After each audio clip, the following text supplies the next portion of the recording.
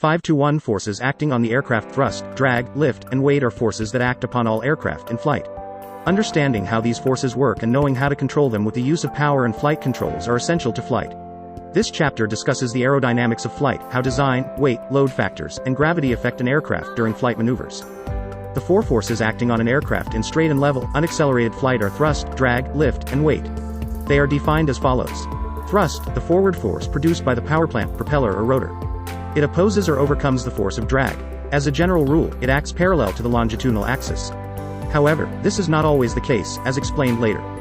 Drag, a rearward, retarding force caused by disruption of airflow by the wing, rotor, fuselage, and other protruding objects.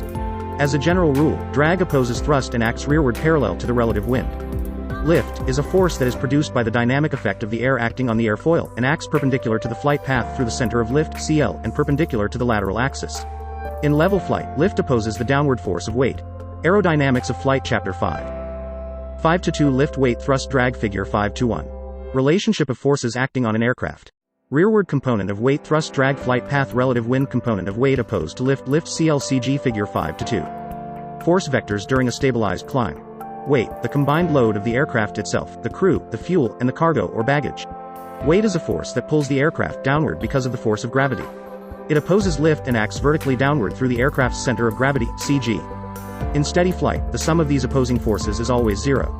There can be no unbalanced forces in steady, straight flight based upon Newton's third law, which states that for every action or force there is an equal, but opposite, reaction or force.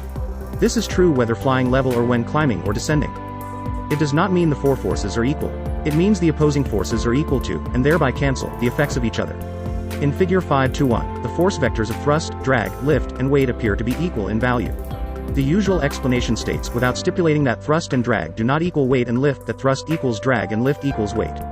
Although true, this statement can be misleading. It should be understood that in straight, level, unaccelerated flight, it is true that the opposing lift-weight forces are equal. They are also greater than the opposing forces of thrust, drag that are equal only to each other.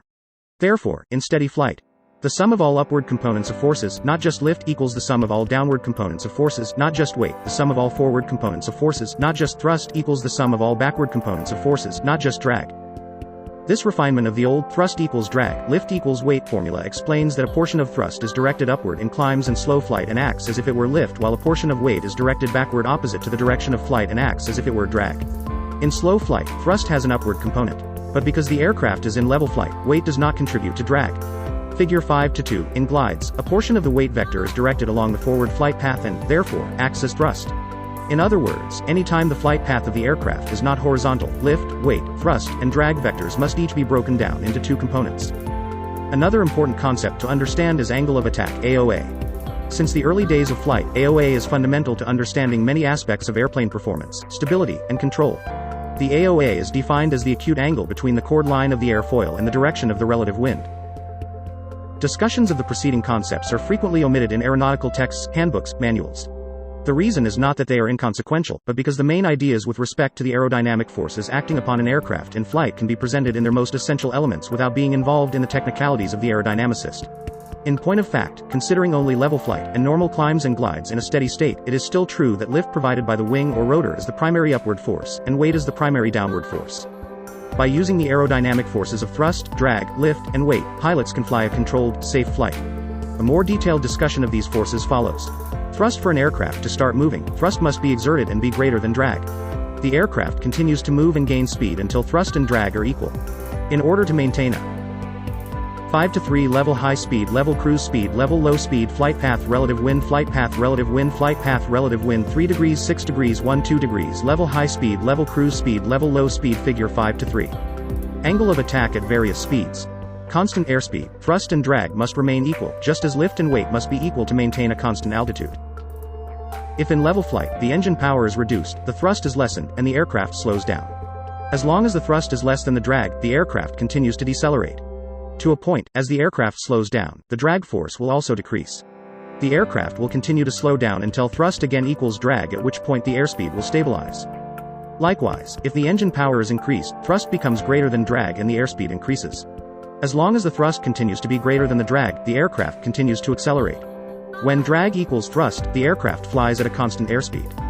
Straight and level flight may be sustained at a wide range of speeds. The pilot coordinates AOA and thrust in all speed regimes if the aircraft is to be held in level flight. An important fact related to the principle of lift for a given airfoil shape is that lift varies with the AOA and airspeed. Therefore, a large AOA at low airspeeds produces an equal amount of lift at high airspeeds with a low AOA. The speed regimes of flight can be grouped in 3 categories: low-speed flight, cruising flight, and high-speed flight. When the airspeed is low, the AOA must be relatively high if the balance between lift and weight is to be maintained. Figure 5:3, if thrust decreases and airspeed decreases, lift will become less than weight and the aircraft will start to descend. To maintain level flight, the pilot can increase the AOA an amount that generates a lift force again equal to the weight of the aircraft. While the aircraft will be flying more slowly, it will still maintain level flight. The AOA is adjusted to maintain lift equal weight. The airspeed will naturally adjust until drag equals thrust and then maintain that airspeed assumes the pilot is not trying to hold an exact speed. Straight and level flight in the slow speed regime provides some interesting conditions relative to the equilibrium of forces. With the aircraft in a nose-high attitude, there is a vertical component of thrust that helps support it. For one thing, wing loading tends to be less than would be expected. In level flight, when thrust is increased, the aircraft speeds up and the lift increases. The aircraft will start to climb unless the AOA is decreased just enough to maintain the relationship between lift and weight. The timing of this decrease in AOA needs to be coordinated with the increase in thrust and airspeed. Otherwise, if the AOA is decreased too fast, the aircraft will descend, and if the AOA is decreased too slowly, the aircraft will climb. As the airspeed varies due to thrust, the AOA must also vary to maintain level flight. At very high speeds and level flight, it is even possible to have a slightly negative AOA. As thrust is reduced and airspeed decreases, the AOA must increase in order to maintain altitude. If speed decreases enough, the required AOA will increase to the critical AOA. Any further increase in the AOA will result in the wing stalling. Therefore, extra vigilance is required at reduced thrust settings and low speeds so as not to exceed the critical angle of attack. If the airplane is equipped with an AOA indicator, it should be referenced to help monitor the proximity to the critical AOA. Some aircraft have the ability to change the direction of the thrust rather than changing the AOA. This is accomplished either by pivoting the engines or by vectoring the exhaust gases. Figure 5:4, lift. The pilot can control the lift. Anytime the control yoke or stick is moved fore or aft, the AOA is changed. As the AOA increases, lift increases, all other factors being equal. When the aircraft reaches the maximum AOA, lift begins to diminish rapidly. This is the stalling AOA, known as CL max critical AOA. Examine figure 5:5, noting how the CL increases until the critical AOA is reached, then decreases rapidly with any further increase in the AOA. Before proceeding further with the topic of lift and how it can be controlled, velocity must be discussed. The shape of the wing or rotor cannot be effective unless it continually keeps attacking new air. If an aircraft is to keep flying, the lift-producing airfoil must keep moving. In a helicopter or gyroplane, this is accomplished by the rotation of the rotor blades. For other types of aircraft, such as airplanes, wait. 5:4 Figure 5:4. Some aircraft have the ability to change the direction of thrust. Stall CL max CDL DL D max 18.00.1800.1600.000.000.000.080.000.080.000.000.000.020.000.020.000 coefficient of drag CD lift drag angle of attack 0 degrees 2 degrees 4 degrees 6 degrees 8 degrees 10 degrees 12 degrees 14 degrees 16 degrees 18 degrees 20 degrees 22 degrees Celsius L 1.8 1.6 1.4 1.2 1.0 0.8 0.6 0.4 0.20 Figure 5:5. Coefficients of lift and drag at various angles of attack. Shift control, or gliders, air must be moving across the lifting surface. This is accomplished by the forward speed of the aircraft. Lift is proportional to the square of the aircraft's velocity. For example, an airplane traveling at 200 knots has 4 times the lift as the same airplane traveling at 100 knots, if the AOA and other factors remain constant. L equals CL, rho, V2. S2 The above lift equation exemplifies this mathematically and supports that doubling of the airspeed will result in 4 times the lift. As a result, one can see that velocity is an important component to the production of lift, which itself can be affected through varying AOA. When examining the equation, lift L is determined through the relationship of the air density, rho, the airfoil velocity, V, the surface area of the wing, S, and the coefficient of lift, CL, for a given airfoil. Taking the equation further, one can see an aircraft could not continue to travel in level flight at a constant altitude and maintain the same AOA if the velocity is increased. The lift would increase and the aircraft would climb as a result of the increased lift force or speed up. Therefore, to keep the aircraft straight and level, not accelerating upward, and in a state of equilibrium, as velocity is increased, lift must be kept constant. This is normally accomplished by reducing the AOA by lowering the nose. Conversely, as the aircraft is slowed, the decreasing velocity requires increasing the AOA to maintain lift sufficient to maintain flight. There is, of course, a limit to how far the AOA can be increased, if a stall is to be avoided. All other factors being constant, for every AOA there is a corresponding airspeed required to maintain altitude in steady, unaccelerated flight, true only if maintaining level flight. Since an airfoil always stalls at the same AOA, if increasing weight, lift must also be increased. The only 5-to-5 drag airspeed minimum drag total drag induced drag parasited drag figure 5-6. Drag versus speed. Method of increasing lift is by increasing velocity if the AOA is held constant just short of the critical, or stalling, AOA, assuming no flaps or other high lift devices. Lift and drag also vary directly with the density of the air. Density is affected by several factors: pressure, temperature, and humidity. At an altitude of 18,000 feet, the density of the air has 1/2 the density of air at sea level. In order to maintain its lift at a higher altitude, an aircraft must fly at a greater true airspeed for any given AOA. Warm air is less dense than cool air, and moist air is less dense than dry air. Thus, on a hot humid day, an aircraft must be flown at a greater true airspeed for any given AOA than on a cool, dry day.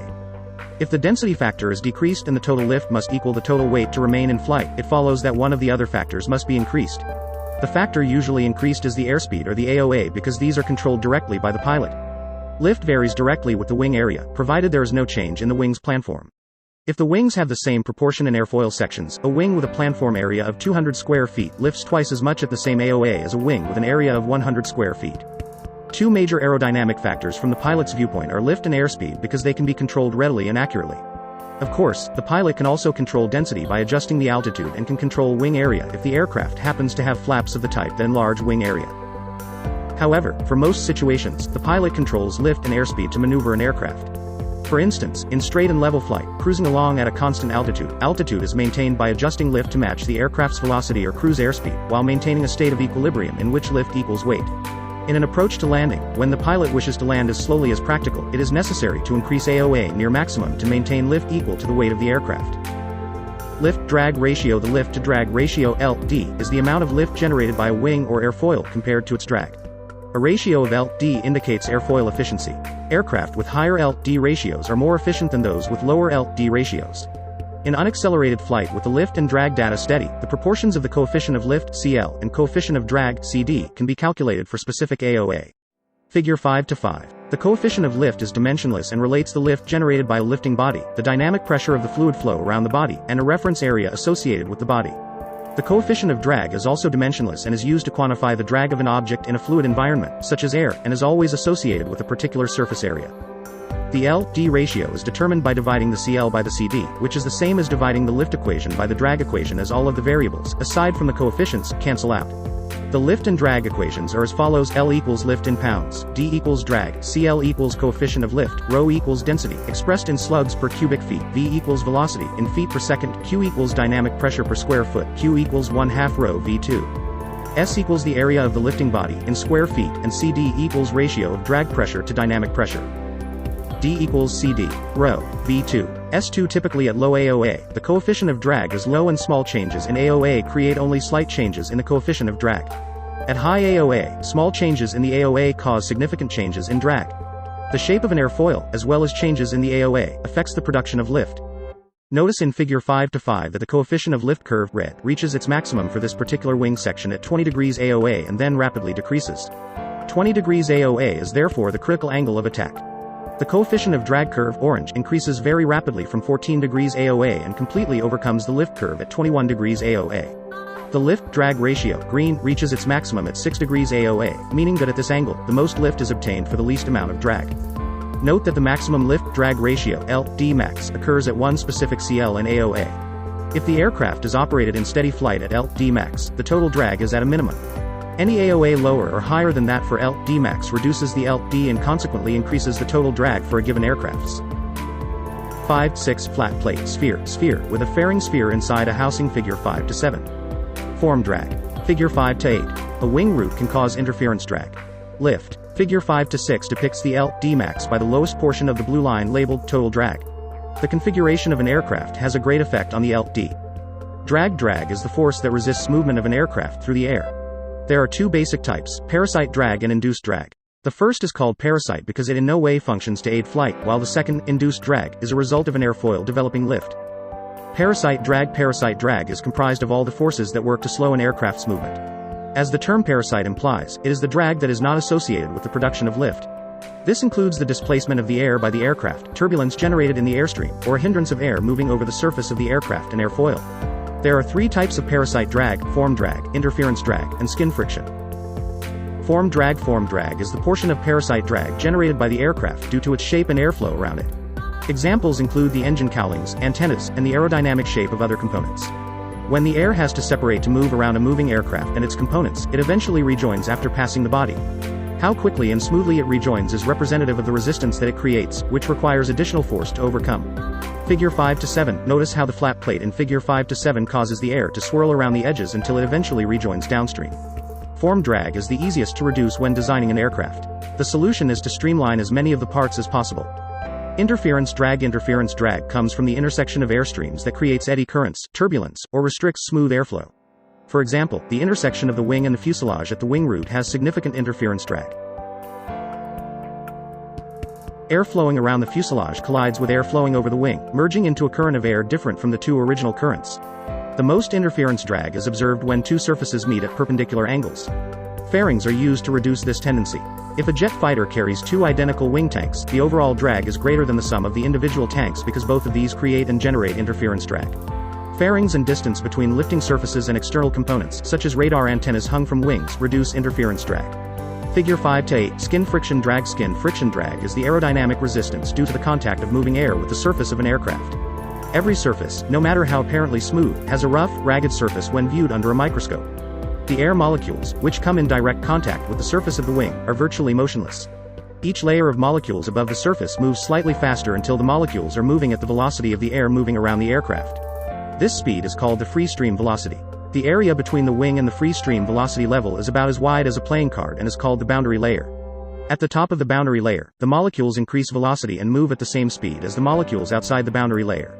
The actual speed at which the molecules move depends upon the shape of the wing, the viscosity, stickiness of the air through which the wing or airfoil is moving, and its compressibility, how much it can be compacted. 5 to 7. Figure 5 to 9. Wingtip vortex from a crop duster. Figure 5 to 10. The difference in wingtip vortex size at altitude versus near the ground. The airflow outside of the boundary layer reacts to the shape of the edge of the boundary layer just as it would to the physical surface of an object.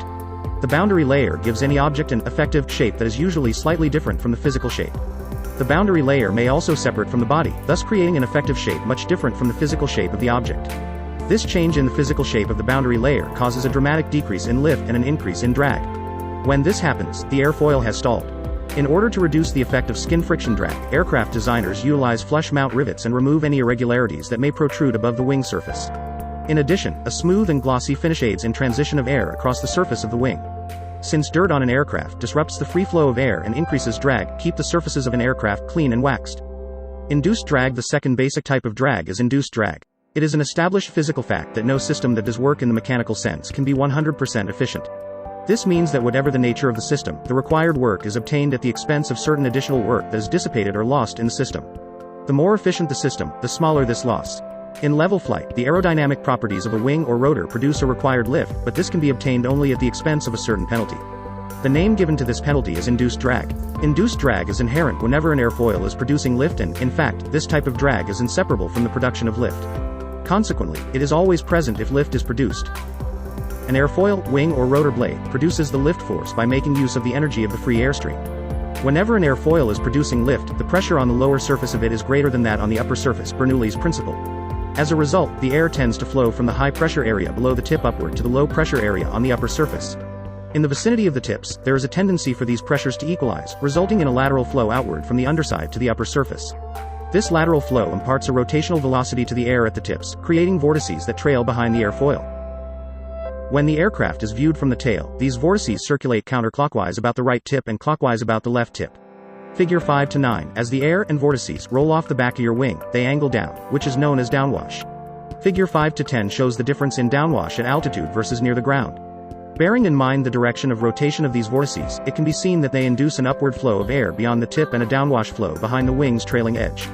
This induced downwash has nothing in common with the downwash that is necessary to produce lift. It is, in fact, the source of induced drag. Downwash points the relative wind downward, so the more downwash you have, the more your relative wind points downward. That's important for one very good reason: lift is always perpendicular to the relative wind. In figure 5 to 11, you can see that when you have less downwash, your lift vector is more vertical, opposing gravity. And when you have more downwash, your lift vector points back more, causing induced drag. On top of that, it takes energy for your wings to create downwash and vortices, and that energy creates drag. 5 to 8 Figure 5 to 11. The difference in downwash at altitude versus near the ground. The greater the size and strength of the vortices and consequent downwash component on the net airflow over the airfoil, the greater the induced drag effect becomes. This downwash over the top of the airfoil at the tip has the same effect as bending the lift vector rearward. Therefore, the lift is slightly aft of perpendicular to the relative wind, creating a rearward lift component. This is induced drag. In order to create a greater negative pressure on the top of an airfoil, the airfoil can be inclined to a higher AOA. If the AOA of a symmetrical airfoil were 0, there would be no pressure differential, and consequently, no downwash component and no induced drag. In any case, as AOA increases, induced drag increases proportionally. To state this another way, the lower the airspeed, the greater the AOA required to produce lift equal to the aircraft's weight and, therefore, the greater induced drag. The amount of induced drag varies inversely with the square of the airspeed. Conversely, parasite drag increases as the square of the airspeed. Thus, in steady state, as airspeed decreases to near the stalling speed, the total drag becomes greater, due mainly to the sharp rise in induced drag. Similarly, as the aircraft reaches its never exceed speed, v-nay, the total drag increases rapidly due to the sharp increase of parasite drag. As seen in figure 5 to 6, at some given airspeed, total drag is at its minimum amount. In figuring the maximum range of aircraft, the thrust required to overcome drag is at a minimum if drag is at a minimum. The minimum power and maximum endurance occur at a different point. Weight gravity is the pulling force that tends to draw all bodies to the center of the Earth. The CG may be considered as a point at which all the weight of the aircraft is concentrated. If the aircraft were supported at its exact CG, it would balance in any attitude. It will be noted that CG is of major importance in an aircraft, for its position has a great bearing upon stability. The allowable location of the CG is determined by the general design of each particular aircraft. The designers determine how far the center of pressure, CP, will travel. It is important to understand that an aircraft's weight is concentrated at the CG and the aerodynamic forces of lift occur at the CP. When the CG is forward of the CP, there is a natural tendency for the aircraft to want to pitch nose down. If the CP is forward of the CG, a nose-up pitching moment is created. Therefore, designers fix the aft limit of the CG forward of the CP for the corresponding flight speed in order to retain flight equilibrium. Weight has a definite relationship to lift. This relationship is simple but important in understanding the aerodynamics of flying. Lift is the upward force on the wing acting perpendicular to the relative wind and perpendicular to the aircraft's lateral axis. Lift is required to counteract the aircraft's weight. In stabilized level flight, when the lift force is equal to the weight force, the aircraft is in a state of equilibrium and neither accelerates upward or downward. If lift becomes less than weight, the vertical speed will decrease. When lift is greater than weight, the vertical speed will increase. Wingtip vortices. Formation of vortices. The action of the airfoil that gives an aircraft lift also causes induced drag. When an airfoil is flown at a positive AOA, a pressure differential exists between the upper and lower surfaces of the airfoil. The pressure above the wing is less than atmospheric pressure and the pressure below the wing is equal to or greater than atmospheric pressure. Since air always moves from high pressure toward low pressure, and the path of least resistance is toward the airfoil's tips, there is a spanwise movement of air from the bottom of the airfoil outward from the fuselage around the tips. This flow of air results in spillage over the tips, thereby setting up a whirlpool of air called a vortex. Figure 5 to 12. At the same time, the air on the upper surface has a tendency to flow in toward the fuselage and off the trailing edge. This air current forms a similar vortex at the inboard portion of the trailing edge of the airfoil, but because the fuselage limits the inward flow, the vortex is insignificant. Consequently, the deviation in flow direction is greatest at the outer tips where the unrestricted lateral flow is the strongest. 5 to 9 Vortex. Figure 5 to 12. Wingtip vortices. Avoid nominally 500 to 1000 feet. Sink rate several hundred foot per minute. Figure 5 to 13. Avoid following another aircraft at an altitude within 1000 feet. Vortices lead to a particularly dangerous hazard to flight, wake turbulence. Avoiding wake turbulence. Wingtip vortices are greatest when the generating aircraft is heavy, clean, and slow. This condition is most commonly encountered during approaches or departures because an aircraft's AOA is at the highest to produce the lift necessary to land or take off. To minimize the chances of flying through an aircraft's wake turbulence, avoid flying through another aircraft's flight path. Rotate prior to the point at which the preceding aircraft rotated when taking off behind another aircraft.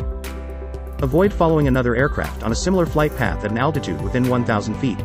Figure 5 to 13. Approach the runway above a preceding aircraft's path when landing behind another aircraft and touch down after the point at which the other aircraft wheels contacted the runway.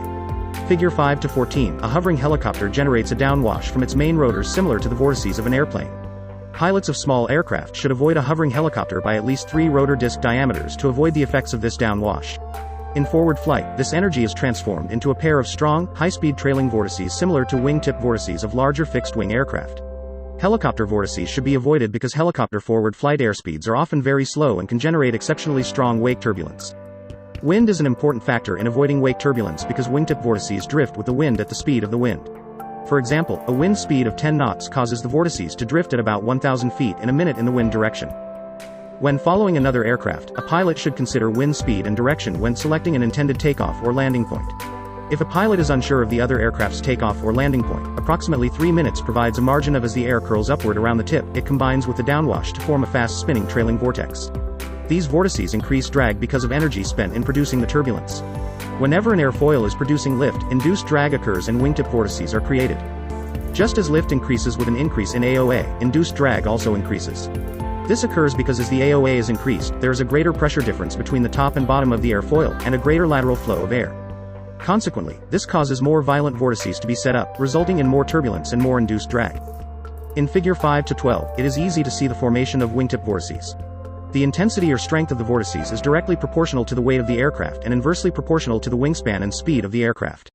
The heavier and slower the aircraft, the greater the AOA and the stronger the wingtip vortices. Thus, an aircraft will create wingtip vortices with maximum strength occurring during the takeoff, climb, and landing phases of flight. These 5 to 10 vortex movement near ground, with crosswinds vortex movement near ground, no wind 3K wind 6K, 3K plus 3K, 3K no wind 3K 0, 3K 3K. Figure 5 to 15. When the vortices of larger aircraft sink close to the ground within 100 to 200 feet, they tend to move laterally over the ground at a speed of 2 or 3 knots top. A crosswind will decrease the lateral movement of the upwind vortex and increase the movement of the downwind vortex. Thus a light wind with a cross-runway component of 1 to 5 knots could result in the upwind vortex remaining in the touchdown zone for a period of time and hasten the drift of the downwind vortex toward another runway, bottom. 25 touchdown rotation wake ends wake begins Figure 5 to 14. Avoid turbulence from another aircraft. 5 to 11 thrust required velocity lift coefficient CL angle of attack out of ground effect in ground effect out of ground effect in ground effect Figure 5 to 17. Ground effect changes drag and lift. 14 Figure 5 to 16. Ground effect changes airflow. Safety that allows wake turbulence dissipation. Figure 5 to 15. For more information on wake turbulence, see Advisory Circular AC 90 to 23, Aircraft Wake Turbulence. Ground effect. Ever since the beginning of manned flight, pilots realized that just before touchdown it would suddenly feel like the aircraft did not want to go lower, and it would just want to go on and on. This is due to the air that is trapped between the wing and the landing surface, as if there were an air cushion. This phenomenon is called ground effect. When an aircraft in flight comes within several feet of the surface, ground or water, a change occurs in the three-dimensional flow pattern around the aircraft because the vertical component of the airflow around the wing is restricted by the surface. This alters the wing's upwash, downwash, and wingtip vortices. Figure 5 to 16, ground effect, then, is due to the interference of the ground, or water, surface with the airflow patterns about the aircraft in flight. While the aerodynamic characteristics of the tail surfaces and the fuselage are altered by ground effect, the principal effects due to proximity of the ground are the changes in the aerodynamic characteristics of the wing. As the wing encounters ground effect and is maintained at a constant AOA, there is consequent reduction in the upwash, downwash, and wingtip vortices. Induced drag is a result of the airfoil's work of sustaining the aircraft, and a wing or rotor lifts the aircraft simply by accelerating a mass of air downward. It is true that reduced pressure on top of an airfoil is essential to lift, but that is only one of the things contributing to the overall effect of pushing an air mass downward. The more downwash there is, the harder the wing pushes the mass of air down. At high angles of attack, the amount of induced drag is high. Since this corresponds to lower airspeeds in actual flight, it can be said that induced drag predominates at low speed. However, the reduction of the wingtip vortices due to ground effect alters the spanwise lift distribution and reduces the induced AOA and induced drag. Therefore, the wing will require a lower AOA in ground effect to produce the same CL. If a constant AOA is maintained, an increase in CL results. Figure 5 to 17, ground effect also alters the thrust required versus velocity. Since induced drag predominates at low speeds, the reduction of induced drag due to ground effect will cause a significant reduction of thrust required parasite plus induced drag at low speeds. Due to the change in upwash, downwash, and wingtip vortices, there may be a change in position installation error of the airspeed system associated with ground effect. In the majority of cases, ground effect causes an increase in the local pressure at the static source and produces a lower indication of airspeed and altitude. Thus, an aircraft may be airborne at an indicated airspeed less than that normally required. In order for ground effect to be of significant magnitude, the wing must be quite close to the ground.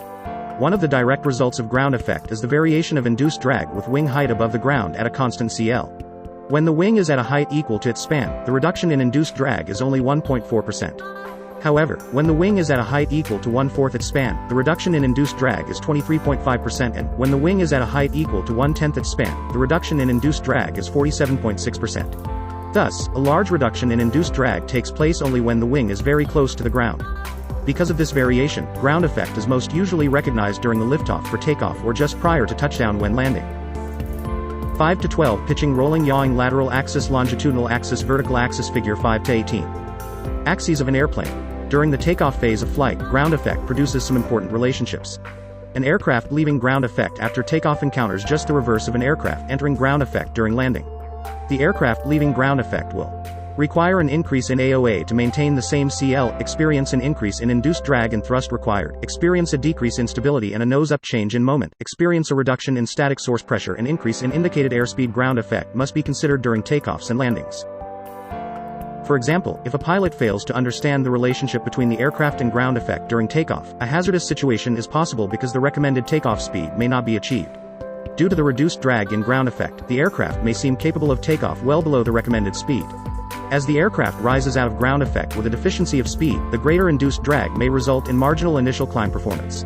In extreme conditions, such as high gross weight, high density altitude, and high temperature, a deficiency of airspeed during takeoff may permit the aircraft to become airborne but be incapable of sustaining flight out of ground effect.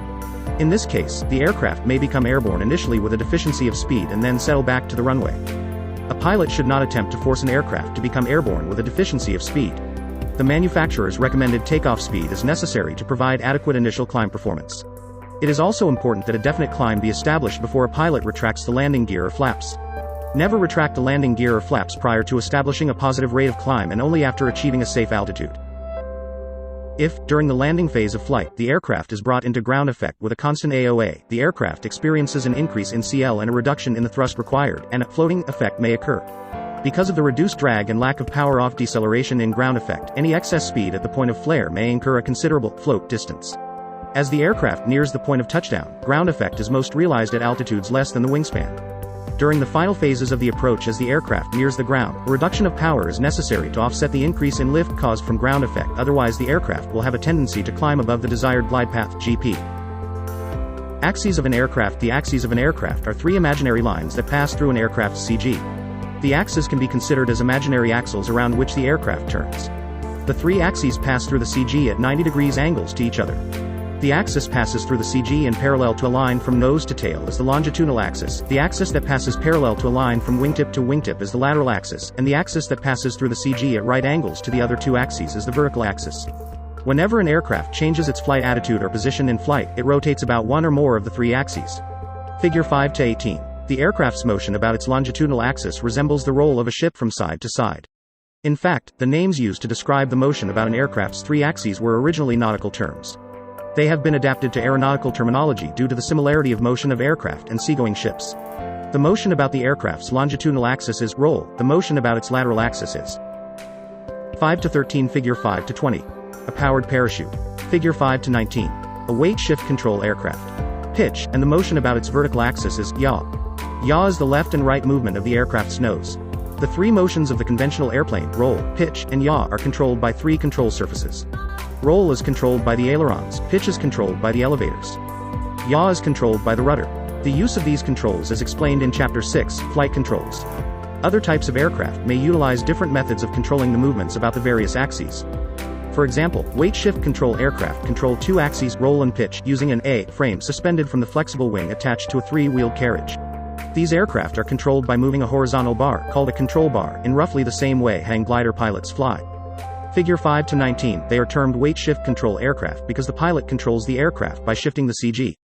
For more information on weight shift control aircraft, see the Federal Aviation Administration (FAA) Weight Shift Control Flying Handbook, FAA H80835. In the case of powered parachutes, aircraft control is accomplished by altering the airfoil via steering lines. A powered parachute wing is a parachute that has a cambered upper surface and a flatter undersurface. The two surfaces are separated by ribs that act as cells, which open to the airflow at the leading edge and have internal ports to allow lateral airflow. The principle at work holds that the cell pressure is greater than the outside pressure, thereby forming a wing that maintains its airfoil shape in flight. The pilot and passenger sit in tandem in front of the engine, which is located at the rear of a vehicle. The airframe is attached to the parachute via 2 attachment points and lines. Control is accomplished by both power and the changing of the airfoil via the control lines. Figure 5-20, moment and moment arm. A study of physics shows that a body that is free to rotate will always turn about its CG. In aerodynamic terms, the mathematical measure of an aircraft's tendency to rotate about its CG is called a moment. A moment is said to be equal to the product of the force applied and the distance at which the force is applied. A moment arm is the distance from a datum, reference point or line, to the applied force. For aircraft weight and balance computations, moments are expressed in terms of the distance of the arm times the aircraft's weight, or simply, inch-pounds. Aircraft designers locate the fore and aft position of the aircraft's CG as nearly as possible to the 20% point of the mean aerodynamic chord, Mach. If the thrust line is designed to pass horizontally through the CG, it will not cause the aircraft to pitch when power is changed, and there will be no difference in moment due to thrust for a power on or power off condition of flight. Although designers have some control over the location of the drag forces, they are not always able to make the resultant drag forces pass through the CG of the aircraft. However, the one item over which they have the greatest control is the size and location of the tail. The objective is to make the moments due to thrust, drag, and lift as small as possible and, by proper location of the tail, to provide the means of balancing an aircraft longitudinally for any condition of flight. The pilot has no direct control over the location of forces acting on the aircraft in flight, except for controlling the center of lift by changing the AOA. The pilot can control the magnitude of the forces. Such a change, however, immediately involves changes in other forces. Therefore, the pilot cannot independently change the location of one force without changing the effect of others.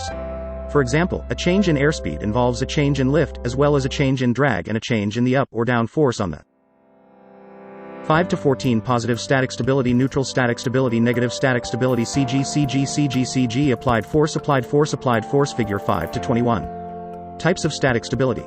Tail. As forces such as turbulence and gusts act to displace the aircraft, the pilot reacts by providing opposing control forces to counteract this displacement. Some aircraft are subject to changes in the location of the CG with variations of load. Trimming devices, such as elevator trim tabs and adjustable horizontal stabilizers, are used to counteract the moments set up by fuel burn-off and loading or offloading of passengers or cargo. Aircraft design characteristics. Each aircraft handles somewhat differently because each resists or responds to control pressures in its own way. For example, a training aircraft is quick to respond to control applications, while a transport aircraft feels heavy on the controls and responds to control pressures more slowly. These features can be designed into an aircraft to facilitate the particular purpose of the aircraft by considering certain stability and maneuvering requirements. The following discussion summarizes the more important aspects of an aircraft's stability, maneuverability, and controllability qualities, how they are analyzed, and their relationship to various flight conditions. Stability is the inherent quality of an aircraft to correct for conditions that may disturb its equilibrium and to return to or to continue on the original flight path. It is primarily an aircraft design characteristic. The flight paths and attitudes an aircraft flies are limited by the aerodynamic characteristics of the aircraft, its propulsion system, and its structural strength. These limitations indicate the maximum performance and maneuverability of the aircraft. If the aircraft is to provide maximum utility, it must be safely controllable to the full extent of these limits without exceeding the pilot's strength or requiring exceptional flying ability. If an aircraft is to fly straight and steady along any arbitrary flight path, the forces acting on it must be in static equilibrium. The reaction of any body when its equilibrium is disturbed is referred to as stability. The two types of stability are static and dynamic. Static stability refers to the initial tendency, or direction of movement, back to equilibrium. In aviation, it refers to the aircraft's initial response when disturbed from a given pitch, yaw, or bank. Positive static stability, the initial tendency of the aircraft to return to the original state of equilibrium after being disturbed.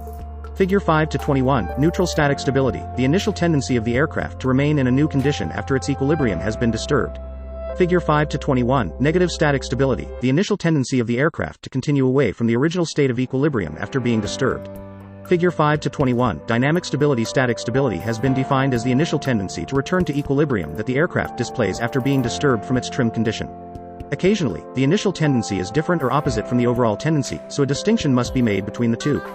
Dynamic stability refers to the aircraft response over time. 5-15 displacement. Positive static, neutral dynamic, positive dynamic, positive static, negative dynamic, time damped oscillation, undamped oscillation, divergent oscillation. Figure 5-22. Damped versus undamped stability.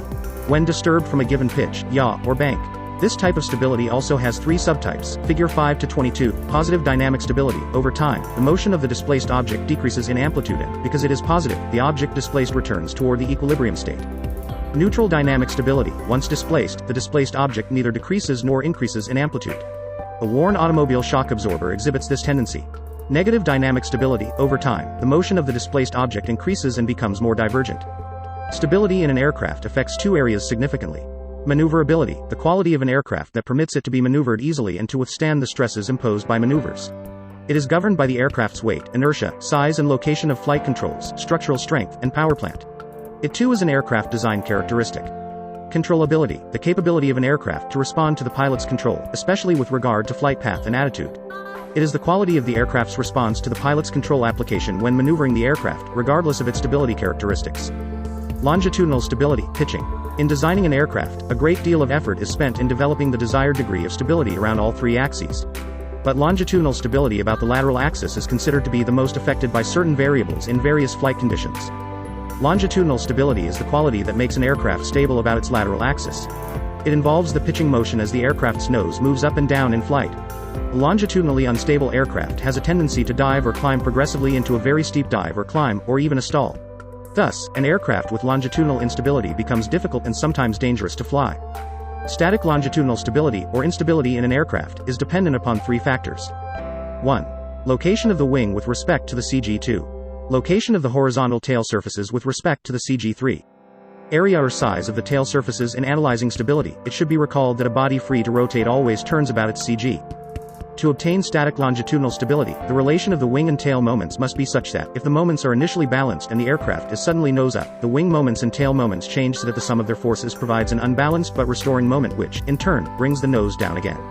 Similarly, if the aircraft is nose down, the resulting change in moments brings the nose back up.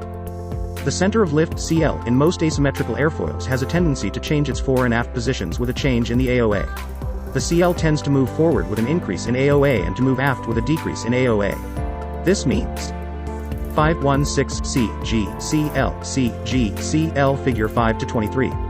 Longitudinal stability. CG CG CG balance tail load lesser downward tail load greater downward tail load cruise speed high speed low speed figure 5 to 24. Effective speed on downwash. Normal downwash reduced downwash thrust weight CG lift thrust weight CG lift figure 5 to 25. Reduced power allows pitch down. That when the AOA of an airfoil is increased, the CL, by moving forward, tends to lift the leading edge of the wing still more. This tendency gives the wing an inherent quality of instability. Note, CL is also known as the center of pressure, CP. Figure 5 to 23 shows an aircraft in straight and level flight. The line CG-CLT represents the aircraft's longitudinal axis from the CG to a point T on the horizontal stabilizer. Most aircraft are designed so that the wing's CL is to the rear of the CG.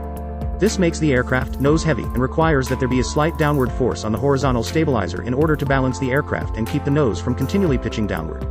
Compensation for this nose heaviness is provided by setting the horizontal stabilizer at a slight negative AOA. The downward force thus produced holds the tail down, counterbalancing the heavy nose. It is as if the line CG-CLT were a lever with an upward force at CL and two downward forces balancing each other, one a strong force at the CG point and the other, a much lesser force, at point T, downward air pressure on the stabilizer. To better visualize this physics principle, if an iron bar were suspended at point CL, with a heavy weight hanging on it at the CG, it would take downward pressure at point T to keep the lever in balance. Even though the horizontal stabilizer may be level when the aircraft is in level flight, there is a downwash of air from the wings. This downwash strikes the top of the stabilizer and produces a downward pressure, which at a certain speed is just enough to balance that lever. The faster the aircraft is flying, the greater this downwash and the greater the downward force on the horizontal stabilizer, except T-tails. Figure 5 to 24. In aircraft with fixed position horizontal stabilizers, the aircraft manufacturer sets the stabilizer at an angle that provides the best stability or balance during flight at the design cruising speed and power say. If the aircraft's speed decreases, the speed of the airflow over the wing is decreased. As a result of this decreased flow of air over the wing, the downwash is reduced, causing a lesser downward force on the horizontal stabilizer. In turn, the characteristic nose heaviness is accentuated, causing the aircraft's nose to pitch down more. Figure 5 to 25. This places the aircraft in a nose-low attitude, lessening the wing's AOA and drag and allowing the airspeed to increase. As the aircraft continues in the nose-low attitude and its speed increases, the downward force on the horizontal stabilizer is once again increased. Consequently, the tail is again pushed downward and the nose rises into a climbing attitude. 5 to 17 below center of gravity through center of gravity above center of gravity thrust CG thrust CG thrust CG figure 5 to 26. Thrust line affects longitudinal stability. Cruise power idle power full power lift thrust CG lift thrust CG lift thrust CG figure 5 to 27. Power changes affect longitudinal stability. As this climb continues, the airspeed again decreases, causing the downward force on the tail to decrease until the nose lowers once more. Because the aircraft is dynamically stable, the nose does not lower as far this time as it did before. The aircraft acquires enough speed in this more gradual dive to start it into another climb, but the climb is not as steep as the preceding one. After several of these diminishing oscillations, in which the nose alternately rises and lowers, the aircraft finally settles down to a speed at which the downward force on the tail exactly counteracts the tendency of the aircraft to dive. When this condition is attained, the aircraft is once again in balanced flight and continues in stabilized flight as long as this attitude and airspeed are not changed. A similar effect is noted upon closing the throttle. The downwash of the wings is reduced and the force at T in figure 5-23 is not enough to hold the horizontal stabilizer down. It seems as if the force at T on the lever were allowing the force of gravity to pull the nose down. This is a desirable characteristic because the aircraft is inherently trying to regain airspeed and re-establish the proper balance. Power or thrust can also have a destabilizing effect in that an increase of power may tend to make the nose rise. The aircraft designer can offset this by establishing a high thrust line, wherein the line of thrust passes above the CG. Figures 5-26 and 5-27, in this case, as power or thrust is increased, a moment is produced to counteract the down load on the tail. On the other hand, a very low thrust line would tend to add to the nose-up effect of the horizontal tail surface. Conclusion: with CG forward of the CL and with an aerodynamic tail-down force, the aircraft usually tries to return to a safe flying attitude. The following is a simple demonstration of longitudinal stability. Trim the aircraft for hands-off control in level flight. Then, momentarily give the controls a slight push to nose the aircraft down. If, within a brief period, the nose rises towards the original position, the aircraft is statically stable. Ordinarily, the nose passes the original position, that of level flight, and a series of slow pitching oscillations follows. If the oscillations gradually cease, the aircraft has positive stability. If they continue unevenly, the aircraft has neutral stability. If they increase, the aircraft is unstable. Lateral stability, rolling. Stability about the aircraft's longitudinal axis, which extends from the nose of the aircraft to its tail, is called lateral stability. Positive lateral stability helps to stabilize the lateral or rolling effect when one wing gets lower than the wing on the opposite side of the aircraft. There are four main design factors that make an aircraft laterally stable: dihedral, sweepback, keel effect, and weight distribution. 5-18 Dihedral figure 5-28. Dihedral is the upward angle of the wings from a horizontal, front-rear view axis of the plane as shown in the graphic depiction and the rear view of a Ryanair Boeing 737. Wing has decreased AOA, hence reduced lift due to side slip. Wing has increased AOA, hence increased lift due to side slip. Side slip restoring lift figure 5-29. Side slip causing different AOA on each blade. Figure 5-30. Sweepback wings. Dihedral: some aircraft are designed so that the outer tips of the wings are higher than the wing roots. The upward angle thus formed by the wings is called dihedral. Figure 5-28. When a gust causes a roll, a side slip will result. This side slip causes the relative wind affecting the entire airplane to be from the direction of the slip. When the relative wind comes from the side, the wing slipping into the wind is subject to an increase in AOA and develops an increase in lift. The wing away from the wind is subject to a decrease in angle of attack, and develops a decrease in lift. The changes in lift affect a rolling moment tending to raise the windward wing, hence dihedral contributes to a stable roll due to side slip. Figure 5-29, sweepback and wing location. Many aspects of an aircraft's configuration can affect its effective dihedral, but two major components are wing sweepback and the wing location with respect to the fuselage, such as a low wing or high wing.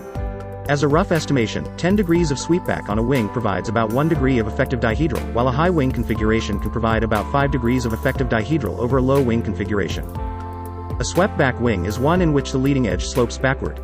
Figure 5-30. When a disturbance causes an aircraft with sweepback to slip or drop a wing, the low wing presents its leading edge at an angle that is more perpendicular to the relative airflow.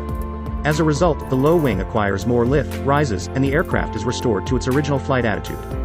Keel effect and weight distribution. A high-wing aircraft always has the tendency to turn the longitudinal axis of the aircraft into the relative wind, which is often referred to as the keel effect. These aircraft are laterally stable simply because the wings are attached in a high position on the fuselage, making the fuselage behave like a keel, exerting a steadying influence on the aircraft laterally about the longitudinal axis. When a high-winged aircraft is disturbed and one wing dips, the fuselage weight acts like a pendulum, returning the aircraft to the horizontal level.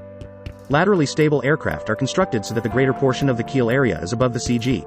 Figure 5-31. Thus, when the aircraft slips to one side, the combination of the 5-19 area forward of CG, area aft of CG, CG,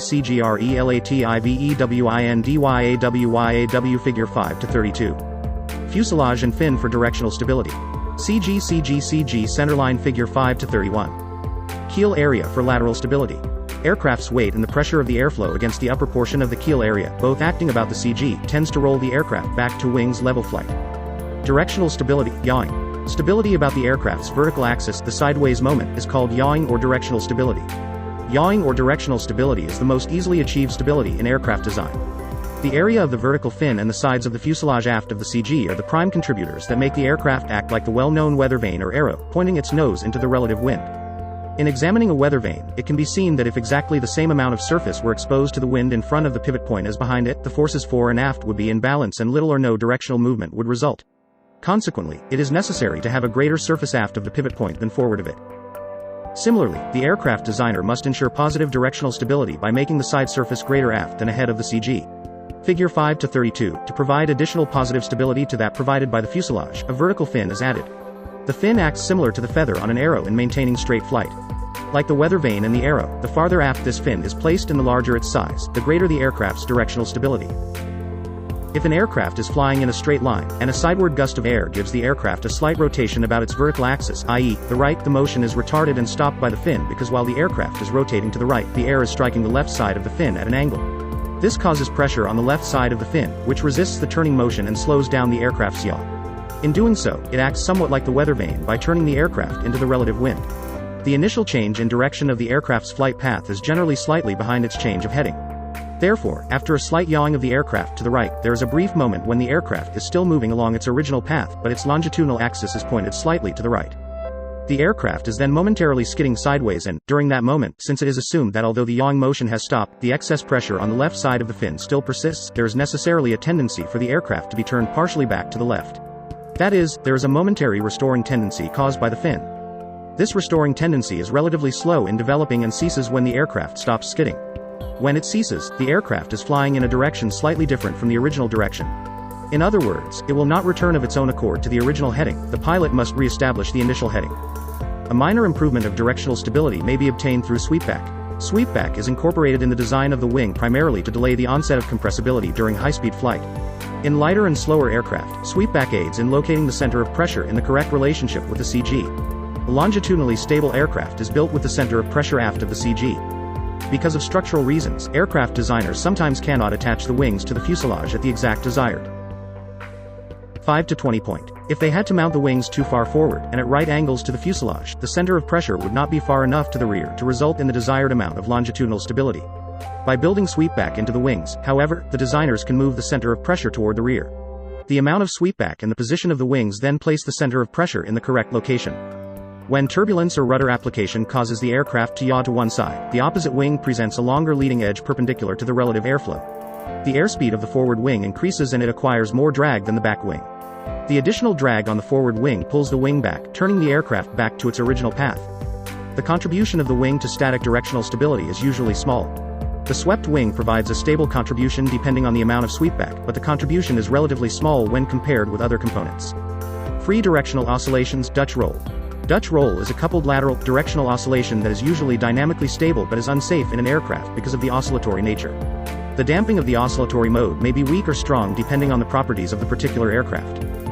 If the aircraft has a right wing pushed down, the positive side slip angle corrects the wing laterally before the nose is realigned with the relative wind. As the wing corrects the position, a lateral directional oscillation can occur resulting in the nose of the aircraft making a figure 8 on the horizon as a result of two oscillations, roll and yaw, which, although of about the same magnitude, are out of phase with each other. In most modern aircraft, except high-speed swept wing designs, these free directional oscillations usually die out automatically in very few cycles unless the air continues to be gusty or turbulent. Those aircraft with continuing Dutch roll tendencies are usually equipped with gyro-stabilized yaw dampers. Manufacturers try to reach a midpoint between too much and too little directional stability. Because it is more desirable for the aircraft to have spiral instability than Dutch roll tendencies, most aircraft are designed with that characteristic. Spiral instability exists when the static directional stability of the aircraft is very strong as compared to the effect of its dihedral in maintaining lateral equilibrium. When the lateral equilibrium of the aircraft is disturbed by a gust of air and a side slip is introduced, the strong directional stability tends to yaw the nose into the resultant relative wind while the comparatively weak dihedral lags in restoring the lateral balance. Due to this yaw, the wing on the outside of the turning moment travels forward faster than the inside wing and, as a consequence, its lift becomes greater. This produces an overbanking tendency which, if not corrected by the pilot, results in the bank angle becoming steeper and steeper. At the same time, the strong directional stability that yaws the aircraft into the relative wind is actually forcing the nose to a lower pitch attitude. A slow downward spiral begins which, if not counteracted by the pilot, gradually increases into a steep spiral dive. Usually the rate of divergence in the spiral motion is so gradual the pilot can control the tendency without any difficulty. Many aircraft are affected to some degree by this characteristic, although they may be inherently stable in all other normal parameters. This tendency explains why an aircraft cannot be flown hands-off indefinitely. Much research has gone into the development of control devices, wing leveler, to correct or eliminate this instability. The pilot must be careful in application of recovery controls during advanced stages of this spiral condition, or excessive loads may be imposed on the structure. Improper recovery from spiral instability leading to in-flight structural failures has probably contributed to more fatalities in general aviation aircraft than any other factor. Since the airspeed in the spiral condition builds up rapidly, the application of back elevator force to reduce this speed and to pull the nose up only tightens the turn, increasing the load factor. The results of the prolonged uncontrolled spiral are in-flight structural failure, crashing into the ground, or both. Common recorded causes for pilots who get into this situation are loss of horizon reference, inability to control the aircraft by reference to instruments, or a combination of both. Effective wing planform. Understanding the effects of different wing planforms is important when learning about wing performance and airplane flight characteristics. A planform is the shape of the wing as viewed from directly above and deals with airflow in 3 dimensions. Aspect ratio, taper ratio, and sweepback are factors in planform design that are very important to the overall aerodynamic characteristic of a wing. Figure 5:33 aspect ratio is the ratio of wingspan to wing chord. Taper ratio can be either in planform or thickness, or both. In its simplest terms, it is a decrease from wing root to wingtip in wing chord or wing thickness. Sweepback is the rearward slant of a wing, horizontal tail, or other airfoil surface. There are 2 general means by which the designer can change the planform of a wing, and both will affect the 5:21 elliptical wing, regular wing, moderate taper wing, high taper wing, pointed tip wing, sweepback wing. Figure 5:33. Different types of wing planforms. Aerodynamic characteristics of the wing. The first is to affect a change in the aspect ratio. Aspect ratio is the primary factor in determining the 3-dimensional characteristics of the ordinary wing and its lift-drag ratio. An increase in aspect ratio with constant velocity will decrease the drag, especially at high angles of attack, improving the performance of the wing when in a climbing attitude. A decrease in aspect ratio will give a corresponding increase in drag. It should be noted, however, that with an increase in aspect ratio there is an increase in the length of span, with a corresponding increase in the weight of the wing structure, which means the wing must be heavier to carry the same load. For this reason, part of the gain, due to a decrease in drag, is lost because of the increased weight, and a compromise in 5:22 level flight, medium bank turn, steeply banked turn, centrifugal force, horizontal component, vertical component, resultant load, centrifugal force, horizontal component, vertical component, resultant load, lift, total lift, weight. Figure 5:34. Forces during normal, coordinated turn at constant altitude. Design is necessary to obtain the best results from these 2 conflicting conditions. The second means of changing the planform is by tapering, decreasing the length of chord from the root to the tip of the wing. In general, tapering causes a decrease in drag, most effective at high speeds, and an increase in lift. There is also a structural benefit due to a saving in weight of the wing. Most training and general aviation type airplanes are operated at high coefficients of lift and therefore require comparatively high aspect ratios. Airplanes that are developed to operate at very high speeds demand greater aerodynamic cleanness and greater strength, which require low aspect ratios. Very low aspect ratios result in high wing loadings and high stall speeds. When sweepback is combined with low aspect ratio, it results in flying qualities very different from a more conventional high aspect ratio airplane configuration. Such airplanes require very precise and professional flying techniques, especially at slow speeds, while airplanes with a high aspect ratio are usually more forgiving of improper pilot techniques. The elliptical wing is the ideal subsonic planform since it provides for a minimum of induced drag for a given aspect ratio, though as we shall see, its stall characteristics in some respects are inferior to the rectangular wing. It is also comparatively difficult to construct. The tapered airfoil is desirable from the standpoint of weight and stiffness, but again is not as efficient aerodynamically as the elliptical wing. In order to preserve the aerodynamic efficiency of the elliptical wing, rectangular and tapered wings are sometimes tailored through use of wing twist and variation in airfoil sections until they provide as nearly as possible the elliptical wing's lift distribution. While it is true that the elliptical wing provides the best coefficients of lift before reaching an incipient stall, it gives little advance warning of a complete stall, and lateral control may be difficult because of poor aileron effectiveness. In comparison, the rectangular wing has a tendency to stall first at the wing root and provides adequate stall warning, adequate aileron effectiveness, and is usually quite stable. It is, therefore, favored in the design of low-cost, low-speed airplanes. Aerodynamic forces in flight maneuvers forces in turns if an aircraft were viewed in straight and level flight from the front, figure 5:34, and if the forces acting on the aircraft could be seen, lift and weight would be apparent, 2 forces. If the aircraft were in a bank, it would be apparent that lift did not act directly opposite to the weight, rather it now acts in the direction of the bank. A basic truth about turns is that when the aircraft banks, lift acts inward toward the center of the turn, perpendicular to the lateral axis as well as upward. Newton's first law of motion, the law of inertia, states that an object at rest or moving in a straight line remains at rest or continues to move in a straight line until acted on by some other force. An aircraft, like any moving object, requires a sideward force to make it turn. In a normal turn, this force is supplied by banking the aircraft so that lift is exerted inward, as well as upward. The force of lift during a turn is separated into two components at right angles to each other. One component, which acts vertically and opposite to the weight, gravity, is called the vertical component of lift. The other, which acts horizontally toward the center of the turn, is called the horizontal component of lift or centripetal force. The horizontal component of lift is the force that pulls the aircraft from a straight flight path to make it turn. Centrifugal force is the equal and opposite reaction of the aircraft to the change in direction and acts equal and opposite to the horizontal component of lift. This explains why, in a correctly executed turn, the force that turns the aircraft is not supplied by the rudder. The rudder is used to correct any deviation between the straight track of the nose and tail of the aircraft into the relative wind. A good turn is one in which the 5 to 23 nose and tail of the aircraft track along the same path. If no rudder is used in a turn, the nose of the aircraft yaws to the outside of the turn. The rudder is used rolling into the turn to bring the nose back in line with the relative wind. Once in the turn, the rudder should not be needed. An aircraft is not steered like a boat or an automobile. In order for an aircraft to turn, it must be banked. If it is not banked, there is no force available to cause it to deviate from a straight flight path. Conversely, when an aircraft is banked, it turns provided it is not slipping to the inside of the turn. Good directional control is based on the fact that the aircraft attempts to turn whenever it is banked. Pilots should keep this fact in mind when attempting to hold the aircraft in straight and level flight. Merely banking the aircraft into a turn produces no change in the total amount of lift developed. Since the lift during the bank is divided into vertical and horizontal components, the amount of lift opposing gravity and supporting the aircraft's weight is reduced. Consequently, the aircraft loses altitude unless additional lift is created. This is done by increasing the AOA until the vertical component of lift is again equal to the weight. Since the vertical component of lift decreases as the bank angle increases, the AOA must be progressively increased to produce sufficient vertical lift to support the aircraft's weight. An important fact for pilots to remember when making constant altitude turns is that the vertical component of lift must be equal to the weight to maintain altitude. At a given airspeed, the rate at which an aircraft turns depends upon the magnitude of the horizontal component of lift. It is found that the horizontal component of lift is proportional to the angle of bank, that is, it increases or decreases respectively as the angle of bank increases or decreases.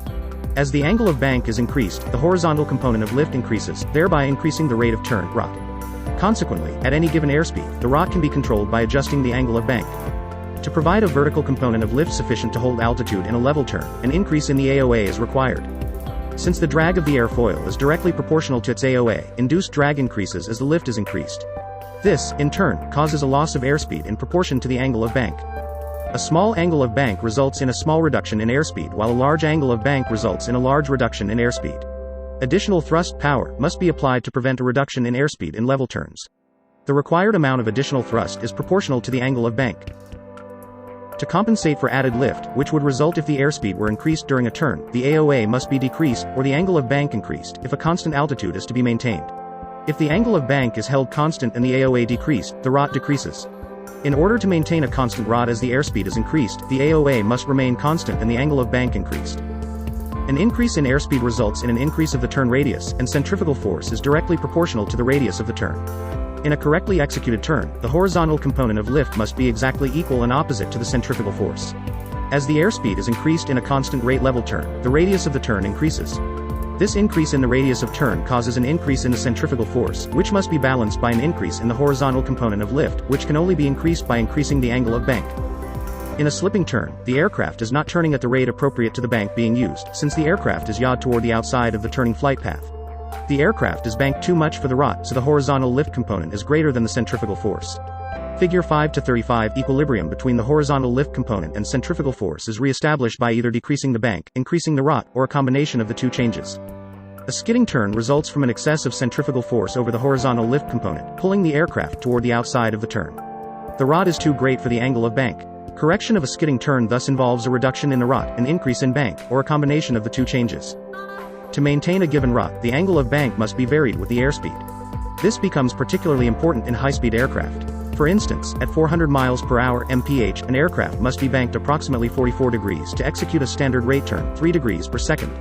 At this angle of bank, only about 79% of the lift of the aircraft comprises the vertical component of the lift. This causes a loss of altitude unless the AOA is increased sufficiently to compensate for the loss of vertical lift. Forces in climbs. For all practical purposes, the wing's lift in a steady-state normal climb is the same as it is in a steady level flight at the same airspeed. Although the aircraft's flight path changed when the climb was established, the AOA of the wing with respect to the inclined flight path reverts to practically the same values, as does the lift.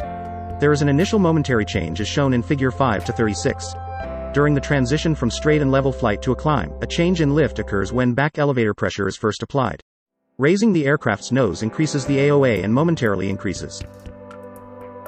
5 to 24 normal turn slipping turn skidding turn centrifugal force equals horizontal lift centrifugal force less than horizontal lift centrifugal force greater than horizontal lift vertical lift vertical lift vertical lift load load load centrifugal force horizontal lift centrifugal force horizontal lift centrifugal force horizontal lift lift lift lift weight weight weight figure 5 to 35. Normal, slipping, and skidding turns at a constant altitude. LLLL steady climb normal lift climb entry increased lift level flight normal lift figure 5 to 36. Changes in lift during climb entry. TD steady climb forces balanced constant speed climb entry drag greater than thrust speed slowing level flight forces balanced constant speed WLWWLL figure 5 to 37. Changes in speed during climb entry. The lift at this moment is now greater than weight and starts the aircraft climbing. After the flight path is stabilized on the upward incline, the AOA and lift again revert to about the level flight values. If the climb is entered with no change in power setting, the airspeed gradually diminishes because the thrust required to maintain a given airspeed in level flight is insufficient to maintain the same airspeed in a climb. When the flight path is inclined upward, a component of the aircraft's weight acts in the same direction as, and parallel to, the total drag of the aircraft, thereby increasing the total effective drag. Consequently, the total effective drag is greater than the power, and the airspeed decreases. The reduction in airspeed gradually results in a corresponding decrease in drag until the total drag, including the component of weight acting in the same direction, equals the thrust.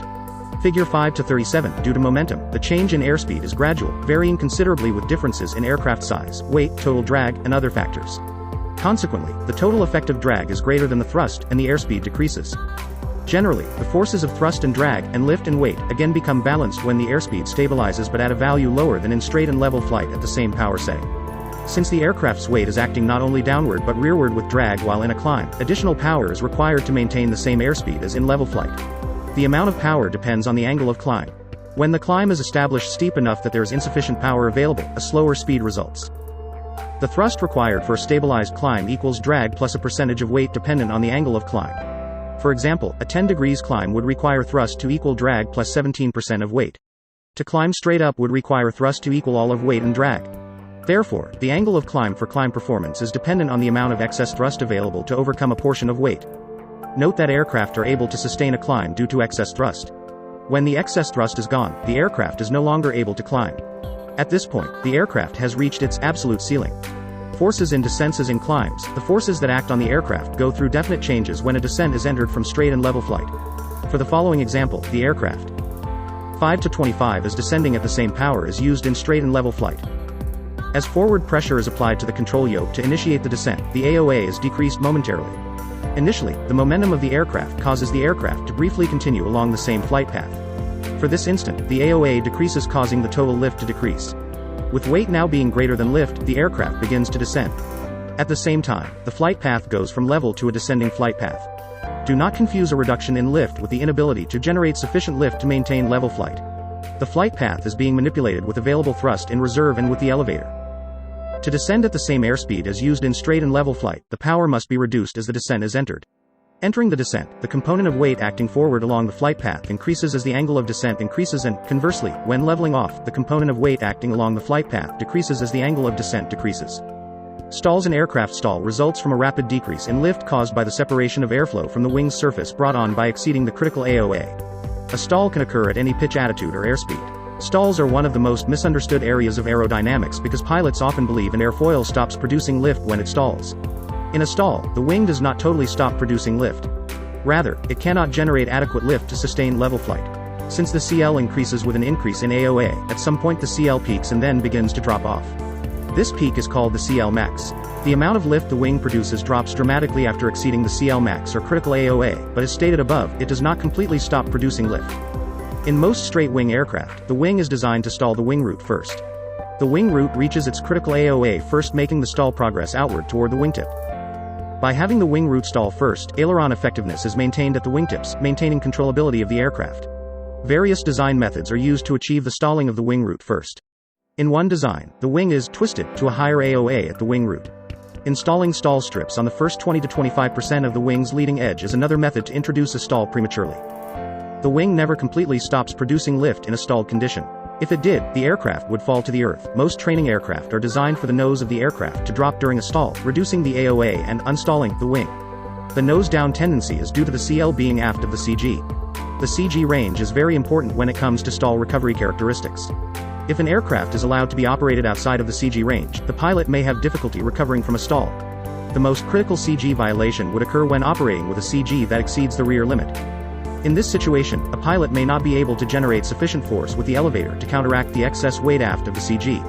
Without the ability to decrease the AOA, the aircraft continues in a stalled condition until it contacts the ground. The stalling speed of a particular aircraft is not a fixed value for all flight situations, but a given aircraft always stalls at the same AOA regardless of airspeed, weight, load factor, or density altitude. Each aircraft has a particular AOA where the airflow separates from the upper surface of the wing and the stall occurs. This critical AOA varies from approximately 16 degrees to 20 degrees depending on the aircraft's design. But each aircraft has only one specific AOA where the stall occurs. There are 3 flight situations in which the critical AOA is most frequently exceeded: low speed, high speed, and turning. One way the aircraft can be stalled in straight and level flight by flying too slowly. As the airspeed decreases, the AOA must be increased to retain the lift required for maintaining altitude. The lower the airspeed becomes, the more the AOA must be increased. Eventually, an AOA is reached that results in the wing not producing enough lift to support the aircraft, which then starts settling. If the airspeed is reduced further, the aircraft stalls because the AOA has exceeded the critical angle and the airflow over the wing is disrupted. Low speed is not necessary to produce a stall. The wing can be brought into an excessive AOA at any speed. For example, an aircraft is in a dive with an airspeed of 100 knots when the pilot pulls back sharply on the elevator control. Figure 5-38, gravity and centrifugal force prevent an immediate alteration of the flight path, but the aircraft's AOA changes abruptly from quite low to very high. Since the flight path of the aircraft in relation to the oncoming air determines the direction of the relative wind, the AOA is suddenly increased, and the aircraft would reach the stalling angle at a speed much greater than the normal stall speed. The stalling speed of an aircraft is also higher in a level turn than in straight and level flight. Figure 5-39, centrifugal force is added to the aircraft's weight and the wing must produce sufficient additional lift to counterbalance the load imposed by the combination of centrifugal force and weight. In a turn, the necessary additional lift is acquired by applying back pressure to the elevator control. This increases the wings. 5-26 WCFWLLCF CFWWLLCF Figure 5-38. Forces exerted when pulling out of a dive. 100, 90, 80, 60, 40, 20, 0 degrees, 10 degrees, 20 degrees, 30 degrees, 40 degrees, 50 degrees, 60 degrees, 70 degrees, 80 degrees, 90 degrees, 13, 12, 11, 10, 9, 8, 7, 6, 5, 4, 3, 2, 1% increase in stall SPED load factor or G, bank angle LOAD FACTORSTALL SPEED INCREASE Figure 5-39. Increase in stall speed and load factor. Figure 5-40. In-flight ice formation. AOA and results in increased lift. The AOA must increase as the bank angle increases to counteract the increasing load caused by centrifugal force. If at any time during a turn the AOA becomes excessive, the aircraft stalls. At this point, the action of the aircraft during a stall should be examined. To balance the aircraft aerodynamically, the CL is normally located aft of the CG. Although this makes the aircraft inherently nose-heavy, downwash on the horizontal stabilizer counteracts this condition. At the point of stall, when the upward force of the wing's lift diminishes below that required for sustained flight and the downward tail force decreases to a point of ineffectiveness, or causes it to have an upward force, an unbalanced condition exists. This causes the aircraft to pitch down abruptly, rotating about its CG. During this nose-down attitude, the AOA decreases and the airspeed again increases. The smooth flow of air over the wing begins again, lift returns, and the aircraft begins to fly again. Considerable altitude may be lost before this cycle is complete. Airfoil shape and degradation of that shape must also be considered in a discussion of stalls. For example, if ice, snow, and frost are allowed to accumulate on the surface of an aircraft, the smooth airflow over the wing is disrupted. This causes the boundary layer to separate at an AOA lower than that of the critical angle. Lift is greatly reduced, altering expected aircraft performance. If ice is allowed to accumulate on the aircraft during flight, the weight of the aircraft is increased while the ability to generate lift is decreased. Figure 5-40, as little as 0.8 mm of ice on the upper wing surface increases drag and reduces aircraft lift by 25%. Pilots can encounter icing in any season, anywhere in the country, at altitudes of up to 18,000 feet and sometimes higher. Small aircraft, including commuter planes, are most vulnerable because they fly at lower altitudes where ice is more prevalent. They also lack mechanisms common on jet aircraft that prevent ice buildup by heating the front edges of wings.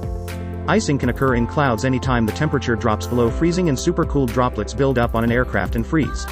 Supercooled droplets are still liquid even though the temperature is below 32 degrees Fahrenheit F or 0 degrees Celsius C.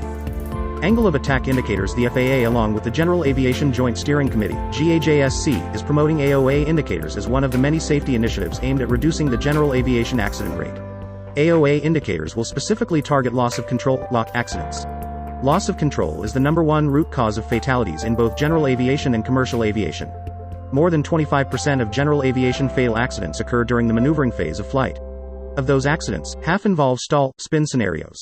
Technology such as AOA indicators can have a tremendous impact on reversing this trend and are increasingly affordable for general aviation airplanes. Figure 5-41.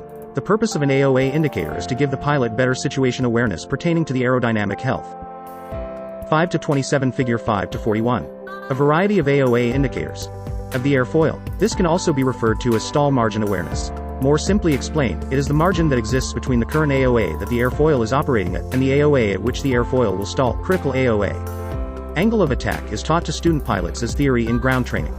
When beginning flight training, students typically rely solely on airspeed and the published 1g stall speed to avoid stalls.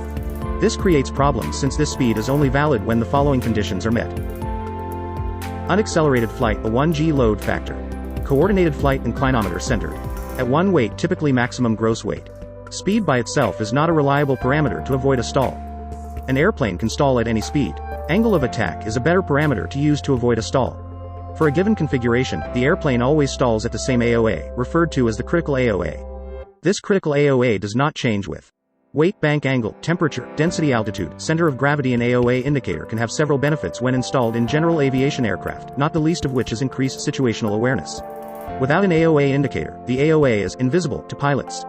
These devices measure several parameters simultaneously and determine the current AOA, providing a visual image to the pilot of the current AOA along with representations of the proximity to the critical AOA. Figure 5-42. These devices can give a visual representation of the energy management state of the airplane. The energy state of an airplane is the balance between airspeed, altitude, drag, and thrust and represents how efficiently the airfoil is operating. The more efficiently the airfoil operates, the larger stall margin that is present. With this increased situational awareness pertaining to the energy condition of the airplane, pilots will have information that they need to aid in preventing a lock scenario resulting from a stall, spin. Additionally, the less energy that is utilized to maintain flight means greater overall efficiency of the airplane, which is typically realized in fuel savings. This equates to a lower operating cost to the pilot. Just as training is required for any system on an aircraft, AOA indicators have training considerations also. A more comprehensive understanding of AOA in general should be the goal of this training, along with the specific operating characteristics and limitations of the installed AOA indicator. Ground and flight instructors should make every attempt to receive training from an instructor knowledgeable about AOA indicators prior to giving instruction pertaining to or in airplanes equipped with AOA indicators. Pilot schools should incorporate training on AOA indicators in their syllabi, whether their training aircraft are equipped with them or not. Installation of AOA indicators not required by type certification in general aviation airplanes has recently been streamlined by the FAA. The FAA established policy in February 2014 pertaining to non-required AOA systems and how they may be installed as a minor alteration, depending upon their installation requirements and operational utilization, and the procedures to take for certification of these installations. For updated information, reference the FAA website at www.fa.gov. While AOA indicators provide a simple visual representation of the current AOA and its proximity to the critical AOA, they are not without their limitations. These limitations should be understood by operators of general aviation airplanes. 5-28 Alpha angle of attack. CL direction of relative wind direction of relative wind direction of relative wind 213 coefficient of lift curve calibration set points. Ground 0 set point. Optimum alpha angle OAA 1.3x vs. Cruise alpha VA or maneuvering speed. 123 direction of relative wind. Figure 5-42. An AOA indicator has several benefits when installed in general aviation aircraft. Equipped with these devices, like advanced automation, such as autopilots and moving maps, the misunderstanding or misuse of the equipment can have disastrous results. Some items which may limit the effectiveness of an AOA indicator are listed below. Calibration techniques, probes or vanes not being heated, the type of indicator itself, flaps saying, wing contamination. Pilots of general aviation airplanes equipped with AOA indicators should contact the manufacturer for specific limitations applicable to that installation. Basic propeller principles. The aircraft propeller consists of 2 or more blades and a central hub to which the blades are attached. Each blade of an aircraft propeller is essentially a rotating wing. As a result of their construction, the propeller blades are like airfoils and produce forces that create the thrust to pull, or push, the aircraft through the air. The engine furnishes the power needed to rotate the propeller blades through the air at high speeds, and the propeller transforms the rotary power of the engine into forward thrust. A cross-section of a typical propeller blade is shown in Figure 5-43. This section or blade element is an airfoil comparable to a cross-section of an aircraft wing. One surface of the blade is cambered or curved, similar to the upper surface of an aircraft wing, while the other surface is flat like the bottom surface of a wing. The chord line is an imaginary line drawn through the blade from its leading edge to its trailing edge. As in a wing, the leading edge is the thick edge of the blade that meets the air as the propeller rotates. Blade angle, usually measured in degrees, is the angle between the chord of the blade and the plane of rotation and is measured at a specific point along the length of the blade. Figure 5 to 44, because most propellers have a flat blade face, the chord line is often drawn along the face of the propeller blade. Pitch is not blade angle, but because pitch is largely determined by blade angle, the two terms are. 5 to 29 Figure 5 to 43. Airfoil sections of propeller blade. Relative wind chord line thrust forward velocity rotational velocity BLADEANGLEPITCHORATTACKANGLEOF Figure 5 to 44. Propeller blade angle. Often used interchangeably. An increase or decrease in one is usually associated with an increase or decrease in the other. The pitch of a propeller may be designated in inches. A propeller designated as 74 to 48 would be 74 inches in length and have an effective pitch of 48 inches. The pitch is the distance in inches, which the propeller would screw through the air in one revolution if there were no slippage. When specifying a fixed pitch propeller for a new type of aircraft, the manufacturer usually selects one with a pitch that operates efficiently at the expected cruising speed of the aircraft. Every fixed pitch propeller must be a compromise because it can be efficient at only a given combination of airspeed and revolutions per minute (RPM). Pilots cannot change this combination in flight. When the aircraft is at rest on the ground with the engine operating, or moving slowly at the beginning of takeoff, the propeller efficiency is very low because the propeller is restrained from advancing with sufficient speed to permit its fixed pitch blades to reach their full efficiency. In this situation, each propeller blade is turning through the air at an AOA that produces relatively little thrust for the amount of power required to turn it. To understand the action of a propeller, consider first its motion, which is both rotational and forward. As shown by the vectors of propeller forces in Figure 5 to 44, each section of a propeller blade moves downward and forward. The angle at which this air, relative wind, strikes the propeller blade is its AOA. The air deflection produced by this angle causes the dynamic pressure at the engine side of the propeller blade to be greater than atmospheric pressure, thus creating thrust. The shape of the blade also creates thrust because it is cambered like the airfoil shape of a wing. As the air flows past the propeller, the pressure on one side is less than that on the other. As in a wing, a reaction force is produced in the direction of the lesser pressure. The airflow over the wing has less pressure, and the force lift is upward. In the case of the propeller, which is mounted in a vertical instead of a horizontal plane, the area of decreased pressure is in front of the propeller, and the force thrust is in a forward direction. Aerodynamically, thrust is the result of the propeller shape and the AOA of the blade. Thrust can be considered also in terms of the mass of air handled by the propeller. In these terms, thrust equals mass of air handled multiplied by slipstream velocity minus velocity of the aircraft. The power expended in producing thrust depends on the rate of air mass movement. On average, thrust constitutes approximately 80% of the torque, total horsepower absorbed by the propeller. The other 20% is lost in friction and slippage. For any speed of rotation, the horsepower absorbed by the propeller balances the horsepower delivered by the engine. For any single revolution of the propeller, the amount of air handled depends on the blade angle, which determines how big a bite of air the propeller takes. Thus, the blade angle is an excellent means of adjusting the load on the propeller to control the engine RPM. The blade angle is also an excellent method of adjusting the AOA of the propeller. On constant speed propellers, the blade angle must be adjusted to provide the most efficient AOA at all engine and aircraft speeds. Lift versus drag curves, which are drawn for propellers as well as wings, indicate that the most efficient AOA is small, varying from +2 degrees to +4 degrees. The actual blade angle necessary to maintain this small AOA varies with the forward speed of the aircraft. Fixed pitch and ground adjustable propellers are designed for best efficiency at one rotation and forward speed. They are designed for a given aircraft and engine combination. A propeller may be used that provides the maximum efficiency for takeoff, climb, cruise, or high-speed flight. Any change in these conditions results in lowering the efficiency of both the propeller and the engine. Since the efficiency of any machine is the ratio of the useful power output to the actual power input, propeller efficiency is the ratio of thrust horsepower to brake horsepower. Propeller efficiency varies from 50 to 5 to 30 effective pitch geometric pitch slip Figure 5 to 45. Propeller slippage. 60 in. 40 in. 20 in. SHORTTRAVELDISTANCE, SLOWSPEED, 129 KNOTS MODERATERAVELDISTANCE, MODERATESPEED, 259 KNOTS GREATERTRAVELDISTANCE, VERYHIGHSPEED, 389 KNOTS 2, 500 RPM 2, 500 RPM 2, 500 RPM Figure 5 to 46. Propeller tips travel faster than the hub. 87%, depending on how much the propeller slips. Propeller slip is the difference between the geometric pitch of the propeller and its effective pitch. Figure 5 to 45. Geometric pitch is the theoretical distance a propeller should advance in one revolution. Effective pitch is the distance it actually advances. Thus, geometric or theoretical pitch is based on no slippage, but actual or effective pitch includes propeller slippage in the air. The reason a propeller is twisted is that the outer parts of the propeller blades, like all things that turn about a central point, travel faster than the portions near the hub. Figure 5 to 46. If the blades had the same geometric pitch throughout their lengths, portions near the hub could have negative AOAs while the propeller tips would be stalled at cruise speed.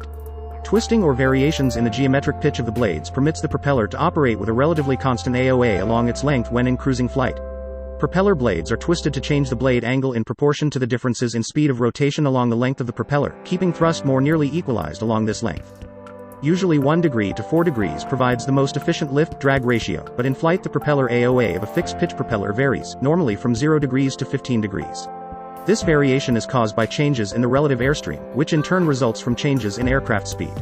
Thus, propeller AOA is the product of two motions, propeller rotation about its axis and its forward motion.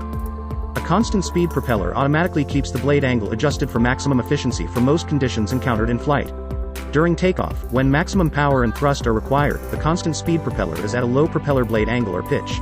The low blade angle keeps the AOA small and efficient with respect to the relative wind. At the same time, it allows the propeller to handle a smaller mass of air per revolution. This light load allows the engine to turn at high RPM and to convert the maximum amount of fuel into heat energy in a given time. The high RPM also creates maximum thrust because, although the mass of air handled per revolution is small, the RPM and slipstream velocity are high, and with the low aircraft speed, there is maximum thrust. After liftoff, as the speed of the aircraft increases, the constant speed propeller automatically changes to a higher angle, or pitch. Again, the higher blade angle keeps the AOA small and efficient with respect to the relative wind. The higher blade angle increases the mass of air handled per revolution. This decreases the engine RPM, reducing fuel consumption and engine wear, and keeps thrust at a maximum. After the takeoff climb is established in an aircraft having a controllable pitch propeller, the pilot reduces the power output of the engine to climb power by first decreasing the manifold pressure and then increasing the blade angle to lower the RPM. At cruising altitude, when the aircraft is in level flight and less power is required than is used in takeoff or climb, the pilot again reduces engine power by reducing the manifold pressure and then increasing the blade angle to decrease the RPM. Again, this provides a torque requirement to match the reduced engine power. Although the mass of air handled per revolution is greater, it is more than offset by a decrease in slipstream velocity and an increase in airspeed. The AOA is still small because the blade angle has been increased with an increase in airspeed. Torque and P factor to the pilot. Torque, the left turning tendency of the airplane, is made up of 4 elements that cause or produce a twisting or rotating motion around at least one of the airplane's 3 axes. These 4 elements are 1. Torque reaction from engine and propeller. 5 to 31 REACTIONACTION. Figure 5 to 47. Torque reaction. YFORCESLIPSTREAM. Figure 5 to 48. Corkscrewing slipstream. 2. Corkscrewing effect of the slipstream. 3. Gyroscopic action of the propeller. 4. Asymmetric loading of the propeller. P factor. Torque reaction. Torque reaction involves Newton's third law of physics. For every action, there is an equal and opposite reaction. As applied to the aircraft, this means that as the internal engine parts and propeller are revolving in one direction, an equal force is trying to rotate the aircraft in the opposite direction. Figure 5 to 47. When the aircraft is airborne, this force is acting around the longitudinal axis, tending to make the aircraft roll. To compensate for roll tendency, some of the older aircraft are rigged in a manner to create more lift on the wing that is being forced downward. The more modern aircraft are designed with the engine offset to counteract this effect of torque. Note, most United States-built aircraft engines rotate the propeller clockwise, as viewed from the pilot's seat. The discussion here is with reference to those engines. Generally, the compensating factors are permanently set so that they compensate for this force at cruising speed, since most of the aircraft's operating time is at that speed. However, aileron trim tabs permit further adjustment for other speeds. When the aircraft's wheels are on the ground during the takeoff roll, an additional turning moment around the vertical axis is induced by torque reaction. As the left side of the aircraft is being forced down by torque reaction, more weight is being placed on the left main landing gear. This results in more ground friction, or drag, on the left tire than on the right, causing a further turning moment to the left. The magnitude of this moment is dependent on many variables. Some of these variables are 1. Size and horsepower of engine. 2. Size of propeller and the RPM. 3. Size of the aircraft. 4. Condition of the ground surface. This yawing moment on the takeoff roll is corrected by the pilot's proper use of the rudder or rudder trim. Corkscrew effect. The high-speed rotation of an aircraft propeller gives a corkscrew or spiraling rotation to the slipstream. At high propeller speeds and low forward speed, as in the takeoffs and approaches to power on stalls, this spiraling rotation is very compact and exerts a strong sideward force on the aircraft's vertical tail surface. Figure 5 to 48. When this spiraling slipstream strikes the vertical fin, it causes a yawing moment about the aircraft's vertical axis. The more compact the spiral, the more prominent this force is. As the forward speed increases, however, the spiral elongates and becomes less effective. The corkscrew flow of the slipstream also causes a rolling moment around the longitudinal axis. Note that this rolling moment caused by the corkscrew flow of the slipstream is to the right, while the yawing moment caused by torque reaction is to the left. In effect, one may be counteracting the other. However, these forces vary greatly, and it is the pilot's responsibility to apply proper corrective action by use of the flight controls at all times. These forces must be counteracted regardless of which is the most prominent at the time. Gyroscopic action. Before the gyroscopic effects of the propeller can be understood, it is necessary to understand the basic principle of a gyroscope. All practical applications of the gyroscope are based upon two fundamental properties of gyroscopic action: rigidity in space and precession. The one of interest for this discussion is precession. Precession is the resultant action, or deflection, of a spinning rotor when a deflecting force is applied to its rim. As can be seen in Figure 5 to 49, when a force is applied, the resulting force takes effect 90 degrees ahead of and in the direction of rotation. The rotating propeller of an airplane makes a very good 5, 3, 2, 1. Intake resultant force 90 degrees effective force applied force yaw. Figure 5 to 49. Gyroscopic precession. Applied force resultant force yaw effective force. Figure 5 to 50. Raising tail produces gyroscopic precession. Gyroscope and thus has similar properties. Any time a force is applied to deflect the propeller out of its plane of rotation, the resulting force is 90 degrees ahead of and in the direction of rotation and in the direction of application, causing a pitching moment, a yawing moment, or a combination of the two depending upon the point at which the force was applied. This element of torque effect has always been associated with and considered more prominent in tailwheel-type aircraft, and most often occurs when the tail is being raised during the takeoff roll. Figure 5 to 50. This change in pitch attitude has the same effect as applying a force to the top of the propeller's plane of rotation. The resultant force acting 90 degrees ahead causes a yawing moment to the left around the vertical axis. The magnitude of this moment depends on several variables, one of which is the abruptness with which the tail is raised, amount of force applied. However, precession, or gyroscopic action, occurs when a force is applied to any point on the rim of the propeller's plane of rotation. The resultant force will still be 90 degrees from the point of application in the direction of rotation. Depending on where the force is applied, the airplane is caused to yaw left or right, to pitch up or down, or a combination of pitching and yawing. It can be said that, as a result of gyroscopic action, any yawing around the vertical axis results in a pitching moment, and any pitching around the lateral axis results in a yawing moment. To correct for the effect of gyroscopic action, it is necessary for the pilot to properly use elevator and rudder to prevent undesired pitching and yawing. Asymmetric loading, P factor. When an aircraft is flying with a high AOA, the bite of the downward moving blade is greater than the bite of the upward moving blade. This moves the center of thrust to the right of the prop disc area, causing a yawing moment toward the left around the vertical axis. Proving this explanation is complex because it would be necessary to work wind vector problems on each blade while considering both the AOA of the aircraft and the AOA of each blade. This asymmetric loading is caused by the resultant velocity, which is generated by the combination of the velocity of the propeller blade in its plane of rotation and the velocity of the air passing horizontally through the propeller disc. With the aircraft being flown at positive AOAs, the right, viewed from the rear, or downswinging blade, is passing through an area of resultant velocity, which is greater than that affecting the left or upswinging blade. Since the propeller blade is an airfoil, increased velocity means increased lift. The downswinging blade has more lift and tends to pull, yaw, the aircraft's nose to the left. When the aircraft is flying at a high AOA, the downward moving blade has a higher resultant velocity, creating more lift than the upward moving blade. Figure 5 to 51. This might be easier to visualize if the propeller shaft was mounted perpendicular to the ground, like a helicopter. If there were no air movement at all, except that generated by the propeller itself, identical sections of each blade would have the same airspeed. With air moving horizontally across this vertically mounted propeller, the blade proceeding forward into the flow of air has a higher airspeed than the blade retreating with the airflow. Thus, the blade proceeding into the horizontal airflow is creating more lift, or thrust, moving the center of thrust toward that blade. Visualize rotating the vertically mounted propeller shaft to shallower angles relative to the moving air, as on an aircraft. This unbalanced thrust then becomes proportionately smaller and continues getting smaller until it reaches the value of 0 when the propeller shaft is exactly horizontal in relation to the moving air. The effects of each of these four elements of torque vary in value with changes in flight situations.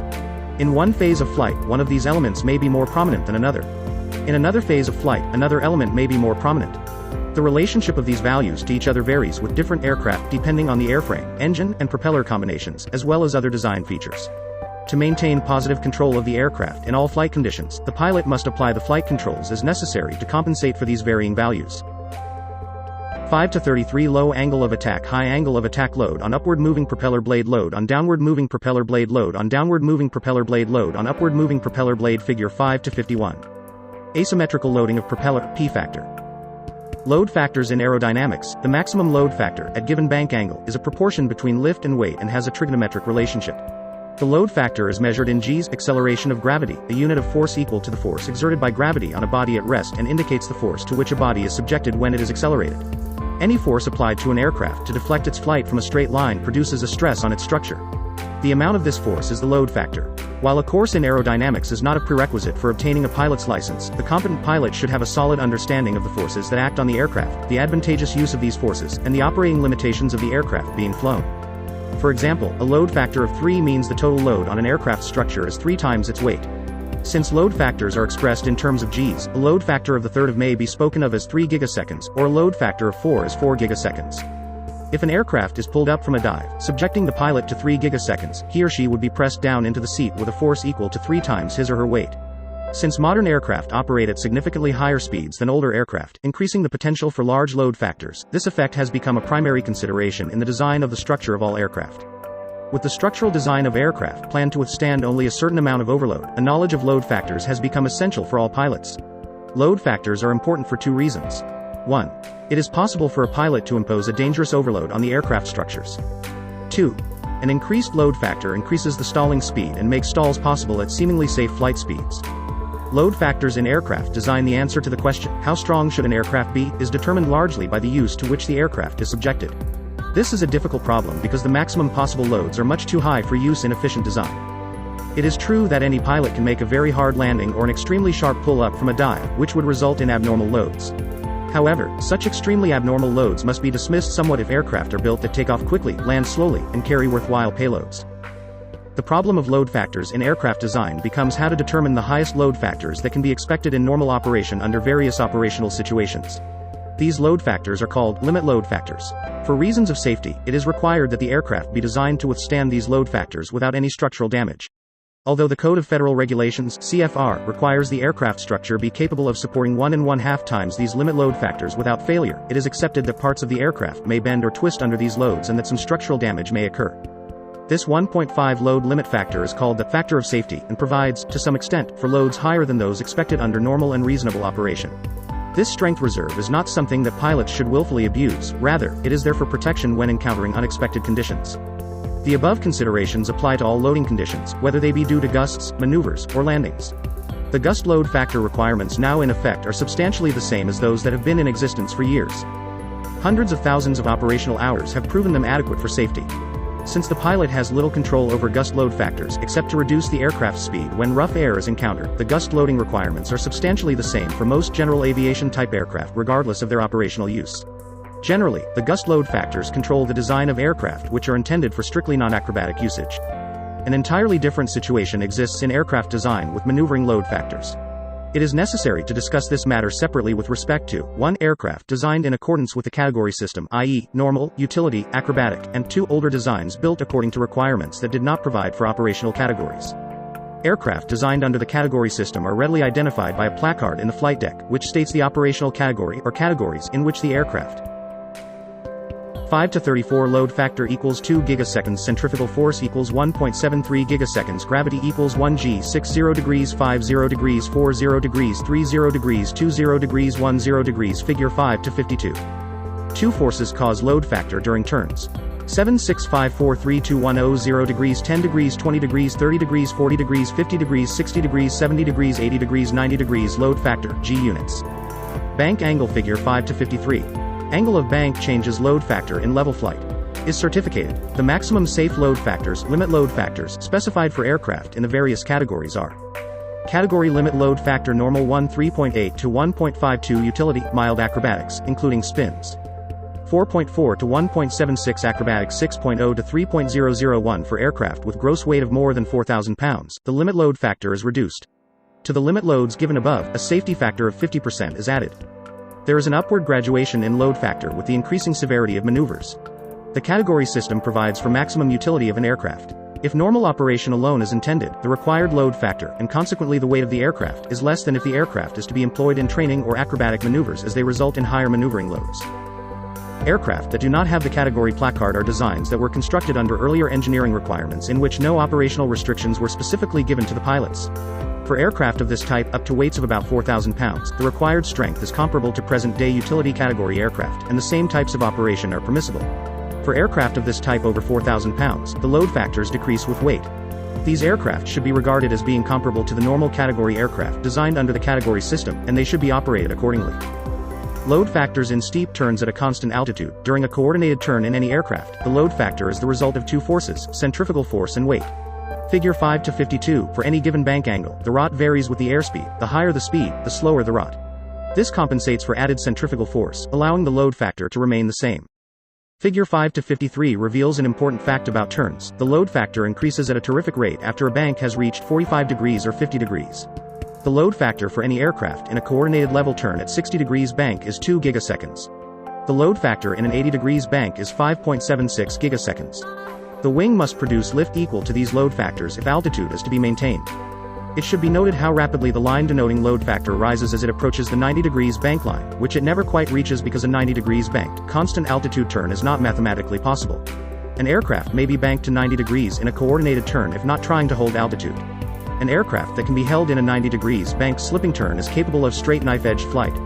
At slightly more than 80 degrees, the load factor exceeds the limit of 6 gigaseconds, the limit load factor of an acrobatic aircraft. For a coordinated, constant altitude turn, the approximate maximum bank for the average general aviation aircraft is 60 degrees. This bank and its resultant necessary power setting reach the limit of this type of aircraft. An additional 10 degrees bank increases the load factor by approximately 1 g, bringing it close to the yield point established for these aircraft. Figure 5 to 54, load factors and stalling speeds. Any aircraft, within the limits of its structure, may be stalled at any airspeed. When a sufficiently high AOA is imposed, the smooth flow of air over an airfoil breaks up and separates, producing an abrupt change of flight characteristics and a sudden loss of lift, which results in a stall. A study of this effect has revealed that an aircraft's stalling speed increases in proportion to the square root of the 5353 2 51 400 1 2 3 4 5 6 7 8 20 40 60 80 100 120 140 160 180 200 220 240 260 ratio of AC acceleration vs to UNAC accelerated vs UNAC accelerated stall SPED G load accelerated stall speed 40 50 60 70 80 100 120 150 40 50 60 70 80 100 120 150 figure 5 to 54. Load factor changes stall speed. Load factor. This means that an aircraft with a normal unaccelerated stalling speed of 50 knots can be stalled at 100 knots by inducing a load factor of 4 gigaseconds. If it were possible for this aircraft to withstand a load factor of 9, it could be stalled at a speed of 150 knots. A pilot should be aware of the following. The danger of inadvertently stalling the aircraft by increasing the load factor, as in a steep turn or spiral. When intentionally stalling an aircraft above its design maneuvering speed, a tremendous load factor is imposed. Figures 5 to 53 and 5 to 54 show that banking an aircraft greater than 72 degrees in a steep turn produces a load factor of 3, and the stalling speed is increased significantly. If this turn is made in an aircraft with a normal unaccelerated stalling speed of 45 knots, the airspeed must be kept greater than 75 knots to prevent inducing a stall.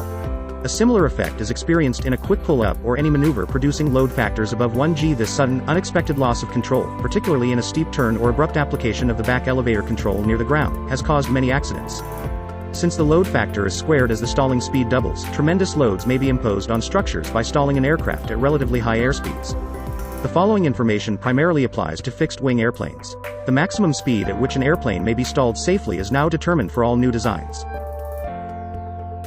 This speed is called the design maneuvering speed, VA, which is the speed below which you can move a single flight control, one time, to its full deflection, for one axis of airplane rotation only, pitch, roll or yaw, in smooth air, without risk of damage to the airplane. VA must be entered in the FAA-approved Airplane Flight Manual, Pilot's Operating Handbook (AFM) PO of all recently designed airplanes. For older general aviation airplanes, this speed is approximately 1.7 times the normal stalling speed. Thus, an older airplane that normally stalls at 60 knots must never be stalled at above 102 knots. 60 knots times 1.7 equals 102 knots. An airplane with a normal stalling speed of 60 knots stalled at 102 knots undergoes a load factor equal to the square of the increase in speed, or 2.89 gigaseconds. 1.7 times 1.7 equals 2.89 gigaseconds. The above figures are approximations to be considered as a guide, and are not the exact answers to any set of problems. The design maneuvering speed should be determined from the particular airplane's operating limitations provided by the manufacturer. Operating at or below design maneuvering speed does not provide structural protection against multiple full control inputs in one axis or full control inputs in more than one axis at the same time. Since the leverage in the control system varies with different aircraft, some types employ balanced control surfaces while others do not. The pressure exerted by the pilot on the controls cannot be accepted as an index of the load factors produced in different aircraft. In most cases, load factors can be judged by the experienced pilot from the feel of seat pressure. Load factors can also be measured by an instrument called an accelerometer, but this instrument is not common in general.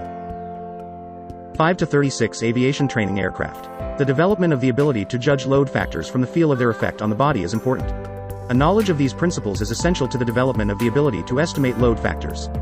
A thorough knowledge of load factors induced by varying degrees of bank and the VA aids in the prevention of two of the most serious types of accidents. 1. Stalls from steep turns or excessive maneuvering near the ground. 2.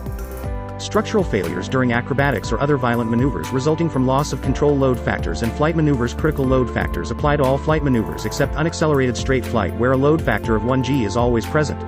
Certain maneuvers considered in this section are known to involve relatively high load factors. Full application of pitch, roll, or yaw controls should be confined to speeds below the maneuvering speed. Avoid rapid and large alternating control inputs, especially in combination with large changes in pitch, roll, or yaw, e.g., large side slip angles, as they may result in structural failures at any speed, including below VA. Turns. Increased load factors are a characteristic of all bank turns. As noted in the section on load factors in steep turns, load factors become significant to both flight performance and load on wing structure as the bank increases beyond approximately 45 degrees. The yield factor of the average light plane is reached at a bank of approximately 70 degrees to 75 degrees, and the stalling speed is increased by approximately 1/2 at a bank of approximately 63 degrees. Stalls. The normal stall entered from straight and level flight, or an unaccelerated straight climb, does not produce added load factors beyond the 1g of straight and level flight. As the stall occurs, however, this load factor may be reduced towards zero, the factor at which nothing seems to have weight. The pilot experiences a sensation of floating free in space. If recovery is effected by snapping the elevator control forward, negative load factors are those that impose a down load on the wings and raise the pilot from the seat may be produced. During the pull-up following stall recovery, significant load factors are sometimes induced. These may be further increased inadvertently during excessive diving and consequently high airspeed and abrupt pull-ups to level flight. One usually leads to the other, thus increasing the load factor. Abrupt pull-ups at high diving speeds may impose critical loads on aircraft structures and may produce recurrent or secondary stalls by increasing the AOA to that of stalling. As a generalization, a recovery from a stall made by diving only to cruising or design maneuvering airspeed, with a gradual pull-up as soon as the airspeed is safely above stalling, can be effected with a load factor not to exceed 2 or 2.5 gigaseconds. A higher load factor should never be necessary unless recovery has been effected with the aircraft's nose near or beyond the vertical attitude or at extremely low altitudes to avoid diving into the ground. Spins. A stabilized spin is not different from a stall in any element other than rotation, and the same load factor considerations apply to spin recovery as apply to stall recovery. Since spin recoveries are usually effected with the nose much lower than is common in stall recoveries, higher airspeeds and consequently higher load factors are to be expected. The load factor in a proper spin recovery usually is found to be about 2.5 gigaseconds. The load factor during a spin varies with the spin characteristics of each aircraft, but is usually found to be slightly above the 1g of level flight. There are two reasons for this. 1. Airspeed in a spin is very low, usually within 2 knots of the unaccelerated stalling speeds. 2. An aircraft pivots, rather than turns, while it is in a spin. High-speed stalls. The average light plane is not built to withstand the repeated application of load factors common to high-speed stalls. The load factor necessary for these maneuvers produces a stress on the wings and tail structure, which does not leave a reasonable margin of safety in most light aircraft. The only way this stall can be induced at an airspeed above normal stalling involves the imposition of an added load factor, which may be accomplished by a severe pull on the elevator control. A speed of 1.7 times stalling speed, about 102 knots in a light aircraft with a stalling speed of 60 knots, produces a load factor of 3 gigaseconds. Only a very narrow margin for error can be allowed for acrobatics in light aircraft. To illustrate how rapidly the load factor increases with airspeed, a high-speed stall at 112 knots in the same aircraft would produce a load factor of 4 gigaseconds. Chandelles and lazy eights. A chandelle is a maximum performance climbing turn beginning from approximately straight and level flight, and ending at the completion of a precise 180 degrees turn in a wings level, nose high attitude at the minimum controllable. 5 to 37 airspeed. In this flight maneuver, the aircraft is in a steep climbing turn and almost stalls to gain altitude while changing direction. A lazy eight derives its name from the manner in which the extended longitudinal axis of the aircraft is made to trace a flight pattern in the form of a figure 8 lying on its side. It would be difficult to make a definite statement concerning load factors in these maneuvers, as both involve smooth, shallow dives and pull-ups. The load factors incurred depend directly on the speed of the dives and the abruptness of the pull-ups during these maneuvers. Generally, the better the maneuver is performed, the less extreme the load factor induced. A chandelle or lazy 8 in which the pull-up produces a load factor greater than 2 gigaseconds will not result in as great a gain in altitude. In low-powered aircraft, it may result in a net loss of altitude. The smoothest pull-up possible, with a moderate load factor, delivers the greatest gain in altitude in a chandelle and results in a better overall performance in both chandelles and lazy 8s. The recommended entry speed for these maneuvers is generally near the manufacturer's design maneuvering speed, which allows maximum development of load factors without exceeding the load limits. Rough air. All standard certificated aircraft are designed to withstand loads imposed by gusts of considerable intensity. Gust load factors increase with increasing airspeed, and the strength used for design purposes usually corresponds to the highest level flight speed. In extremely rough air, as in thunderstorms or frontal conditions, it is wise to reduce the speed to the design maneuvering speed. Regardless of the speed held, there may be gusts that can produce loads that exceed the load limits. Each specific aircraft is designed with a specific G loading that can be imposed on the aircraft without causing structural damage. There are two types of load factors factored into aircraft design: limit load and ultimate load. The limit load is a force applied to an aircraft that causes a bending of the aircraft structure that does not return to the original shape. The ultimate load is the load factor applied to the aircraft beyond the limit load and at which point the aircraft material experiences structural failure, breakage. Load factors lower than the limit load can be sustained without compromising the integrity of the aircraft structure. Speeds up to, but not exceeding, the maneuvering speed allow an aircraft to stall prior to experiencing an increase in load factor that would exceed the limit load of the aircraft. Most AFM/PO now include turbulent air penetration information, which help today's pilots safely fly aircraft capable of a wide range of speeds and altitudes. It is important for the pilot to remember that the maximum, never exceed, placard dive speeds are determined for smooth air only. High-speed dives or acrobatics involving speed above the known maneuvering speed should never be practiced in rough or turbulent air. VG diagram. The flight operating strength of an aircraft is presented on a graph whose vertical scale is based on load factor. Figure 5 to 55. The diagram is called a VG diagram, velocity versus G loads or load factor. Each aircraft has its own VG diagram that is valid at a certain weight and altitude. The lines of maximum lift capability, curved lines, are the first items of importance on the VG diagram. The aircraft in figure 5 to 53 is capable of developing no more than +1 g at 64 miles per hour, the wing level stall speed of the aircraft. Since the maximum load factor varies with the square of the airspeed, the maximum positive lift capability of this aircraft is 2 g at 92 miles per hour, 3 g at 112 miles per hour, 4.4 g at 137 miles per hour, and so forth. Any load factor above this line is unavailable aerodynamically, i.e., the aircraft cannot fly above the line of maximum lift capability because it stalls. The same situation exists for negative lift flight, with the exception that the speed necessary to produce a given negative load factor is higher than that to produce the same positive load factor. If the aircraft is flown at a positive load factor greater than the positive limit load factor of 4.4, structural damage is possible. When the aircraft is operated in this region, objectionable permanent deformation of the primary structure may take place and a high rate of fatigue damage is incurred. Operation above the limit load factor must be avoided in normal operation. There are two other points of importance on the VG diagram. One point is the intersection of the positive limit load factor and the line of maximum positive lift capability. The airspeed at this point is the minimum airspeed at which the limit load can be developed aerodynamically. Any airspeed greater than this provides a positive lift capability sufficient to damage the aircraft. Conversely, any airspeed less than this does not provide positive lift capability sufficient to cause damage from excessive flight loads. The usual term given to this speed is maneuvering speed, since consideration of subsonic aerodynamics would predict minimum usable turn radius or maneuverability to occur at this condition. The maneuver speed is a valuable reference point, since an aircraft operating below this point cannot produce a damaging positive flight load. Any combination of maneuver and gust cannot create damage due to excess airload when the aircraft is below the maneuver speed. 53801221321306080100120 load factor indicated airspeed mph.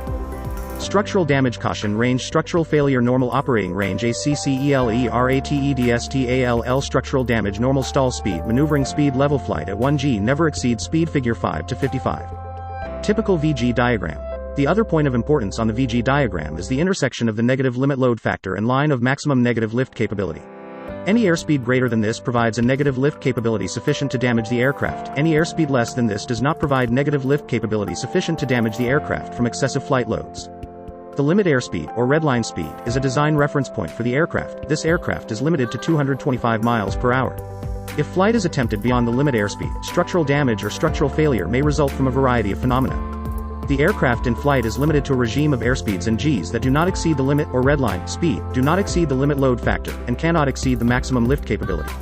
The aircraft must be operated within this envelope to prevent structural damage and ensure the anticipated service lift of the aircraft is obtained. The pilot must appreciate the VG diagram as describing the allowable combination of airspeeds and load factors for safe operation. Any maneuver, gust, or gust plus maneuver outside the structural envelope can cause structural damage and effectively shorten the service life of the aircraft. Rate of turn. The rate of turn, ROT, is the number of degrees, expressed in degrees per second, of heading change that an aircraft makes. The ROT can be determined by taking the constant of 1091, multiplying it by the tangent of any bank angle and dividing that product by a given airspeed in knots as illustrated in figure 5 to 55. If the airspeed is increased and the ROT desired is to be constant, the angle of bank must be increased, otherwise, the ROT decreases. Likewise, if the airspeed is held constant, an aircraft's ROT increases if the bank angle is increased. The formula in figures 5 to 56 through 5 to 58 depicts the relationship between bank angle and airspeed as they affect the ROT. Note, all airspeed discussed in this section is true airspeed, tush. Airspeed significantly affects an aircraft's ROT.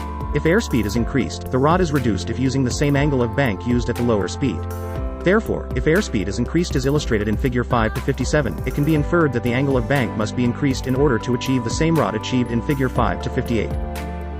5 to 39 1091 x tangent of the bank angle airspeed, in knots.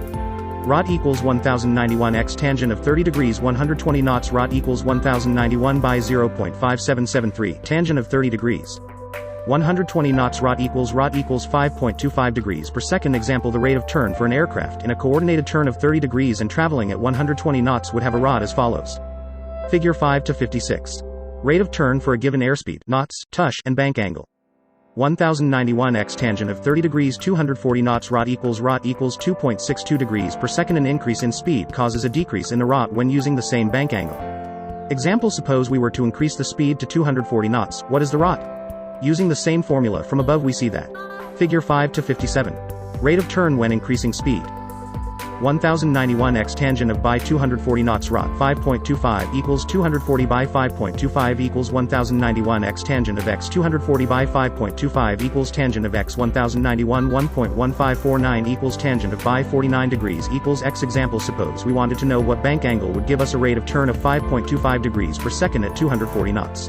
A slight rearrangement of the formula would indicate it will take a 49 degrees angle of bank to achieve the same ROT used at the lower airspeed of 120 knots. Figure 5 to 58. To achieve the same rate of turn of an aircraft traveling at 120 knots, an increase of bank angle is required. 120 knots 11.26 x tangent of bank angle R equals 122 11.26 x tangent of 30 degrees R equals V2 R equals 11.26 by 0.5773 14,400 R equals 2,215 feet. The radius of a turn required by an aircraft traveling at 120 knots and using a bank angle of 30 degrees is 2,215 feet. Figure 5 to 59. Radius at 120 knots with bank angle of 30 degrees. What does this mean on a practicable side? If a given airspeed and bank angle produces a specific ROT, additional conclusions can be made. Knowing the ROT is a given number of degrees of change per second, the number of seconds it takes to travel 360 degrees, a circle, can be determined by simple division. For example, if moving at 120 knots with a 30 degrees bank angle, the ROT is 5.25 degrees per second and it takes 68.6 seconds, 360 degrees divided by 5.25 equals 68.6 seconds to make a complete circle. Likewise, if flying at 240 knots tush and using a 30 degrees angle of bank, the ROT is only about 2.63 degrees per second and it takes about 137 seconds to complete a 360 degrees circle. Looking at the formula, any increase in airspeed is directly proportional to the time the aircraft takes to travel an arc. So why is this important to understand? Once the ROT is understood, a pilot can determine the distance required to make that particular turn, which is explained in radius of turn.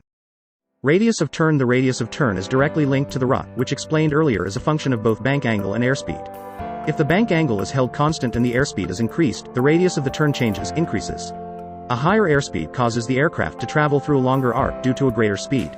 An aircraft traveling at 120 knots is able to turn a 360 degrees circle in a tighter radius than an aircraft traveling at 240 knots. In order to compensate for the increase in airspeed, the bank angle would need to be increased. The radius of turn r can be computed using a simple formula. The radius of turn is equal to the velocity squared v2 divided by 11.26 times the tangent of the bank angle. R equals v2 11.26 times tangent of bank angle. Using the examples provided in figures 5 to 56 through 5 to 58, the turn radius for each of the two speeds can be computed. Note that if the speed is double, the radius is quadruple. Figures 5 to 59 and 5 to 60. Another way to determine the radius of turn is speed using feet per second (fps) pi 3.1415 and the ROT.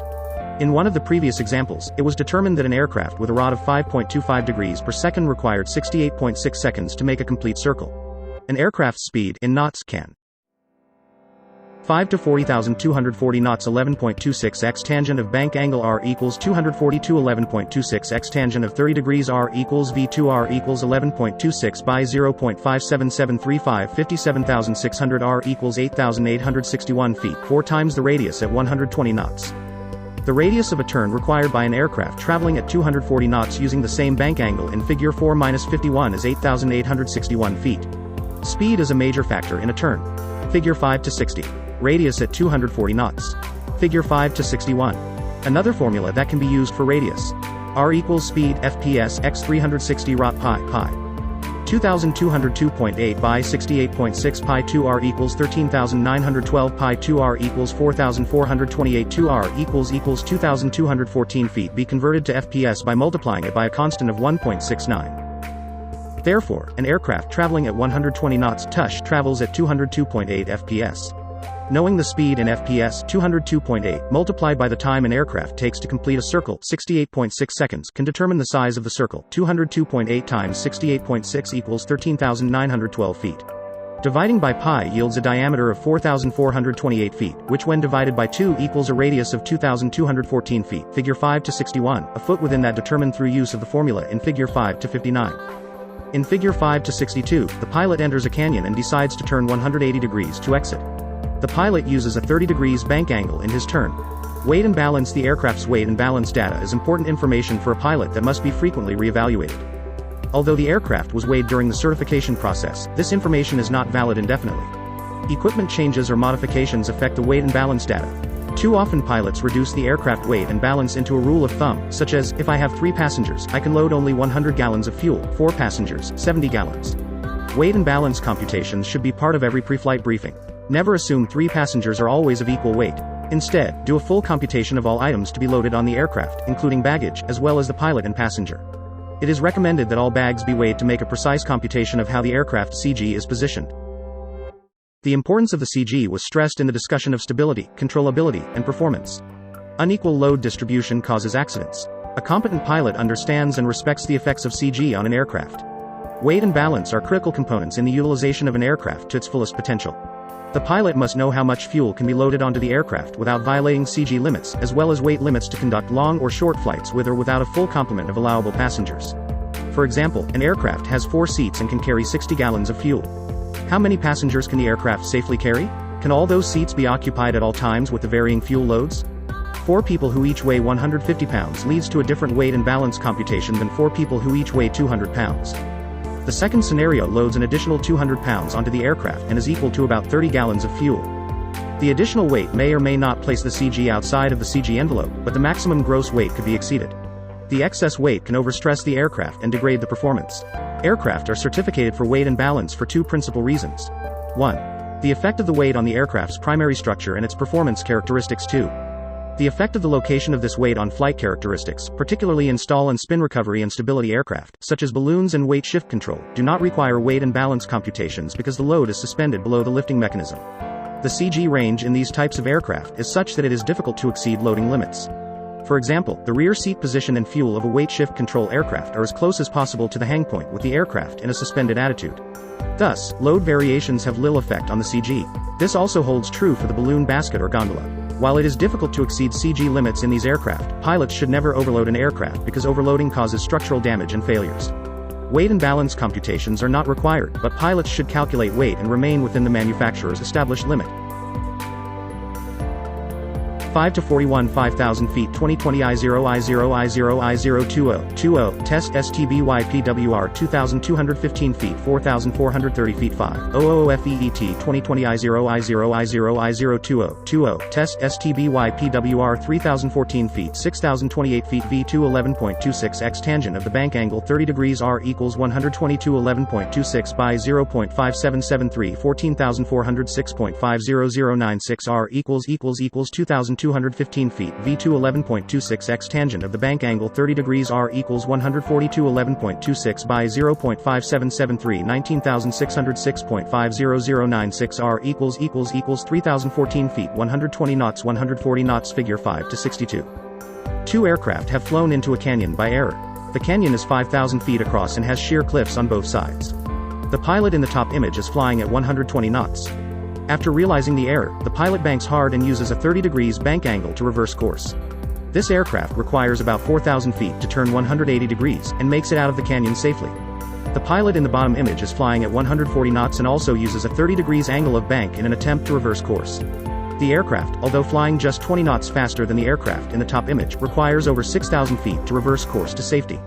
Unfortunately, the canyon is only 5,000 feet across and the aircraft will hit the canyon wall. The point is that airspeed is the most influential factor in determining how much distance is required to turn. Many pilots have made the error of increasing the steepness of their bank angle when a simple reduction of speed would have been more appropriate. 5 to 42 effective weight on flight performance. The takeoff, climb and landing performance of an aircraft are determined on the basis of its maximum allowable takeoff and landing weights. A heavier gross weight results in a longer takeoff run and shallower climb, and a faster touchdown speed and longer landing roll. Even a minor overload may make it impossible for the aircraft to clear an obstacle that normally would not be a problem during takeoff under more favorable conditions. The detrimental effects of overloading on performance are not limited to the immediate hazards involved with takeoffs and landings. Overloading has an adverse effect on all climb and cruise performance, which leads to overheating during climbs, added wear on engine parts, increased fuel consumption, slower cruising speeds, and reduced range. The manufacturers of modern aircraft furnish weight and balance data with each aircraft produced. Generally, this information may be found in the FAA-approved AFM, PO and easy-to-read charts for determining weight and balance data are now provided. Increased performance and load carrying capability of these aircraft require strict adherence to the operating limitations prescribed by the manufacturer. Deviations from the recommendations can result in structural damage or complete failure of the aircraft's structure. Even if an aircraft is loaded well within the maximum weight limitations, it is imperative that weight distribution be within the limits of CG location. The preceding brief study of aerodynamics and load factors points out the reasons for this precaution. The following discussion is background information into some of the reasons why weight and balance conditions are important to the safe flight of an aircraft. In some aircraft, it is not possible to fill all seats, baggage compartments, and fuel tanks, and still remain within approved weight or balance limits. For example, in several popular 4-place aircraft, the fuel tanks may not be filled to capacity when 4 occupants and their baggage are carried. In a certain 2-place aircraft, no baggage may be carried in the compartment aft of the seats when spins are to be practiced. It is important for a pilot to be aware of the weight and balance limitations of the aircraft being flown and the reasons for these limitations. Effective weight on aircraft structure. The effect of additional weight on the wing structure of an aircraft is not readily apparent. Airworthiness requirements prescribe that the structure of an aircraft certificated in the normal category, in which acrobatics are prohibited, must be strong enough to withstand a load factor of 3.8 gigaseconds to take care of dynamic loads caused by maneuvering and gusts. This means that the primary structure of the aircraft can withstand a load of 3.8 times the approved gross weight of the aircraft without structural failure occurring. If this is accepted as indicative of the load factors that may be imposed during operations for which the aircraft is intended, a 100-pound overload imposes a potential structural overload of 380 pounds. The same consideration is even more impressive in the case of utility and acrobatic category aircraft, which have load factor requirements of 4.4 and 6.0, respectively. Structural failures that result from overloading may be dramatic and catastrophic, but more often they affect structural components progressively in a manner that is difficult to detect and expensive to repair. Habitual overloading tends to cause cumulative stress and damage that may not be detected during pre-flight inspections and result in structural failure later during completely normal operations. The additional stress placed on structural parts by overloading is believed to accelerate the occurrence of metallic fatigue failures.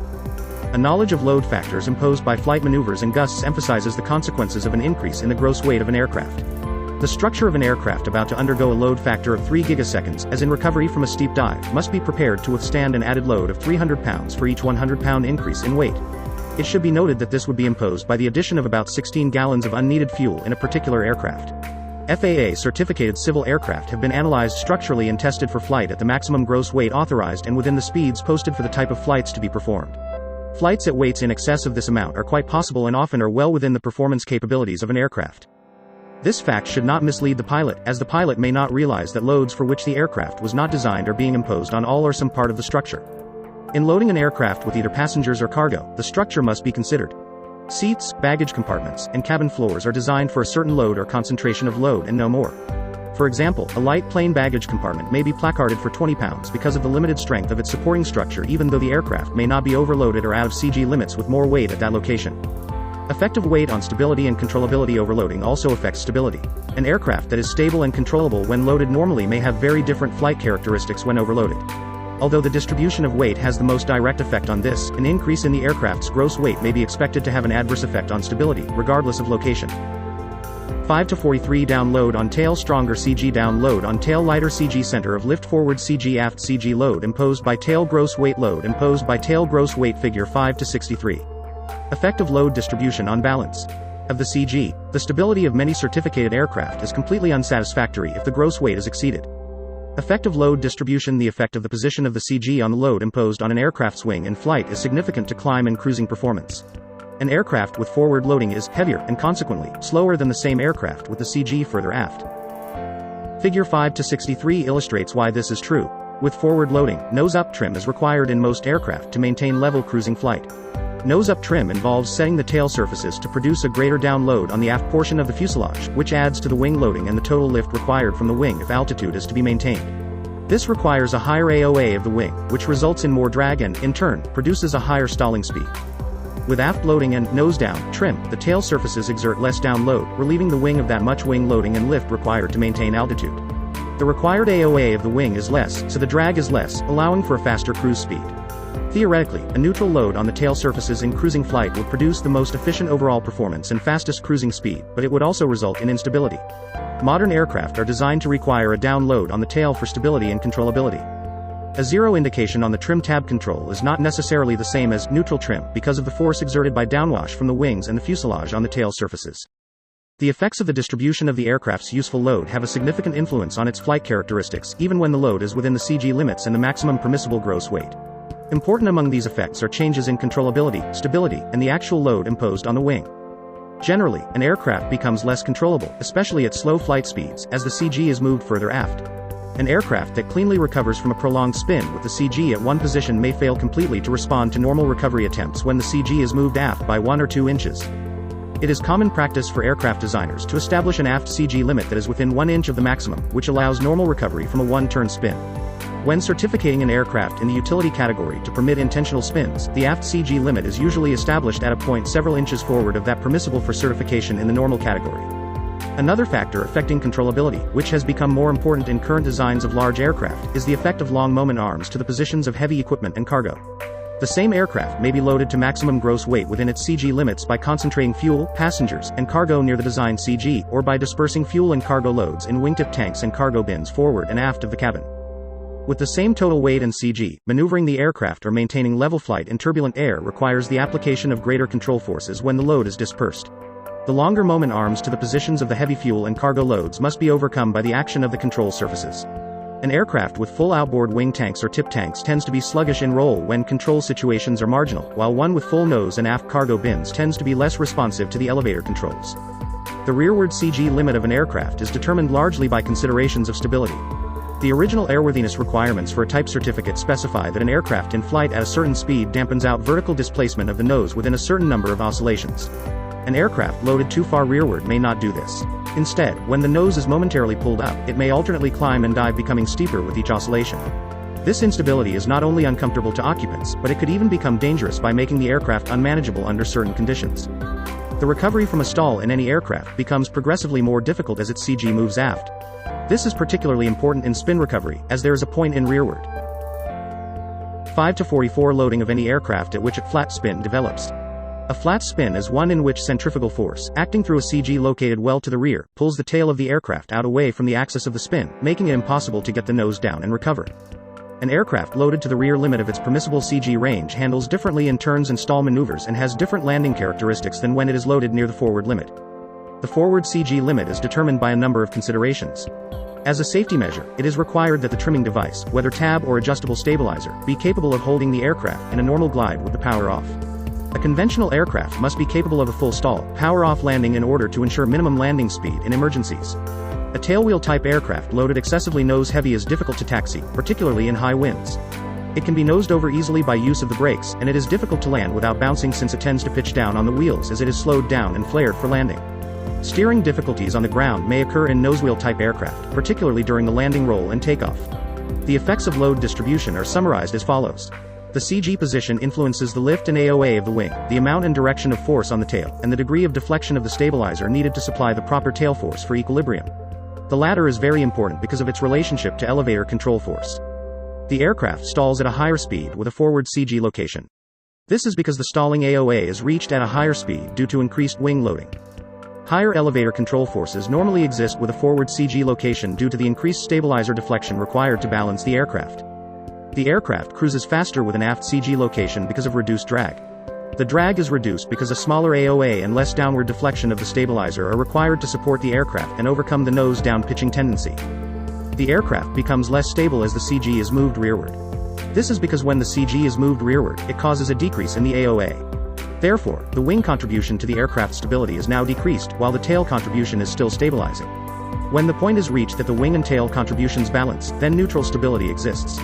Any CG movement further aft results in an unstable aircraft. A forward CG location increases the need for greater back elevator pressure. The elevator may no longer be able to oppose any increase in nose-down pitching. Adequate elevator control is needed to control the aircraft throughout the airspeed range down to the stall. A detailed discussion and additional information relating to weight and balance can be found in Chapter 10, Weight and Balance. High-speed flight subsonic versus supersonic flow. In subsonic aerodynamics, the theory of lift is based upon the forces generated on a body and a moving gas, air, in which it is immersed.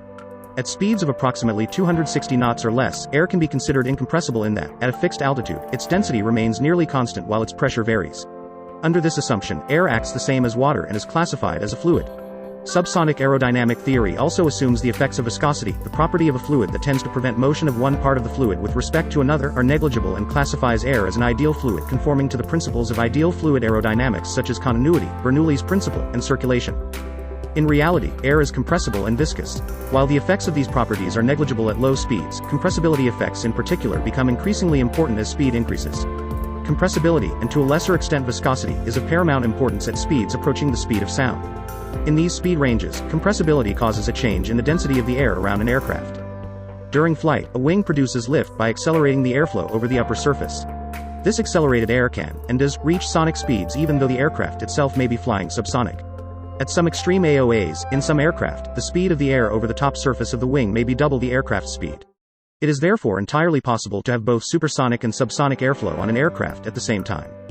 When flow velocities reach sonic speeds at some location on an aircraft, such as the area of maximum camber on the wing, further acceleration results in the onset of compressibility effects, such as shock wave formation, drag increase, buffeting, stability, and control difficulties. Subsonic flow principles are invalid at all speeds above this point. Figure 5 to 64, speed ranges. The speed of sound varies with temperature. Under standard temperature conditions of 15 degrees Celsius, the speed of sound at sea level is 661 knots.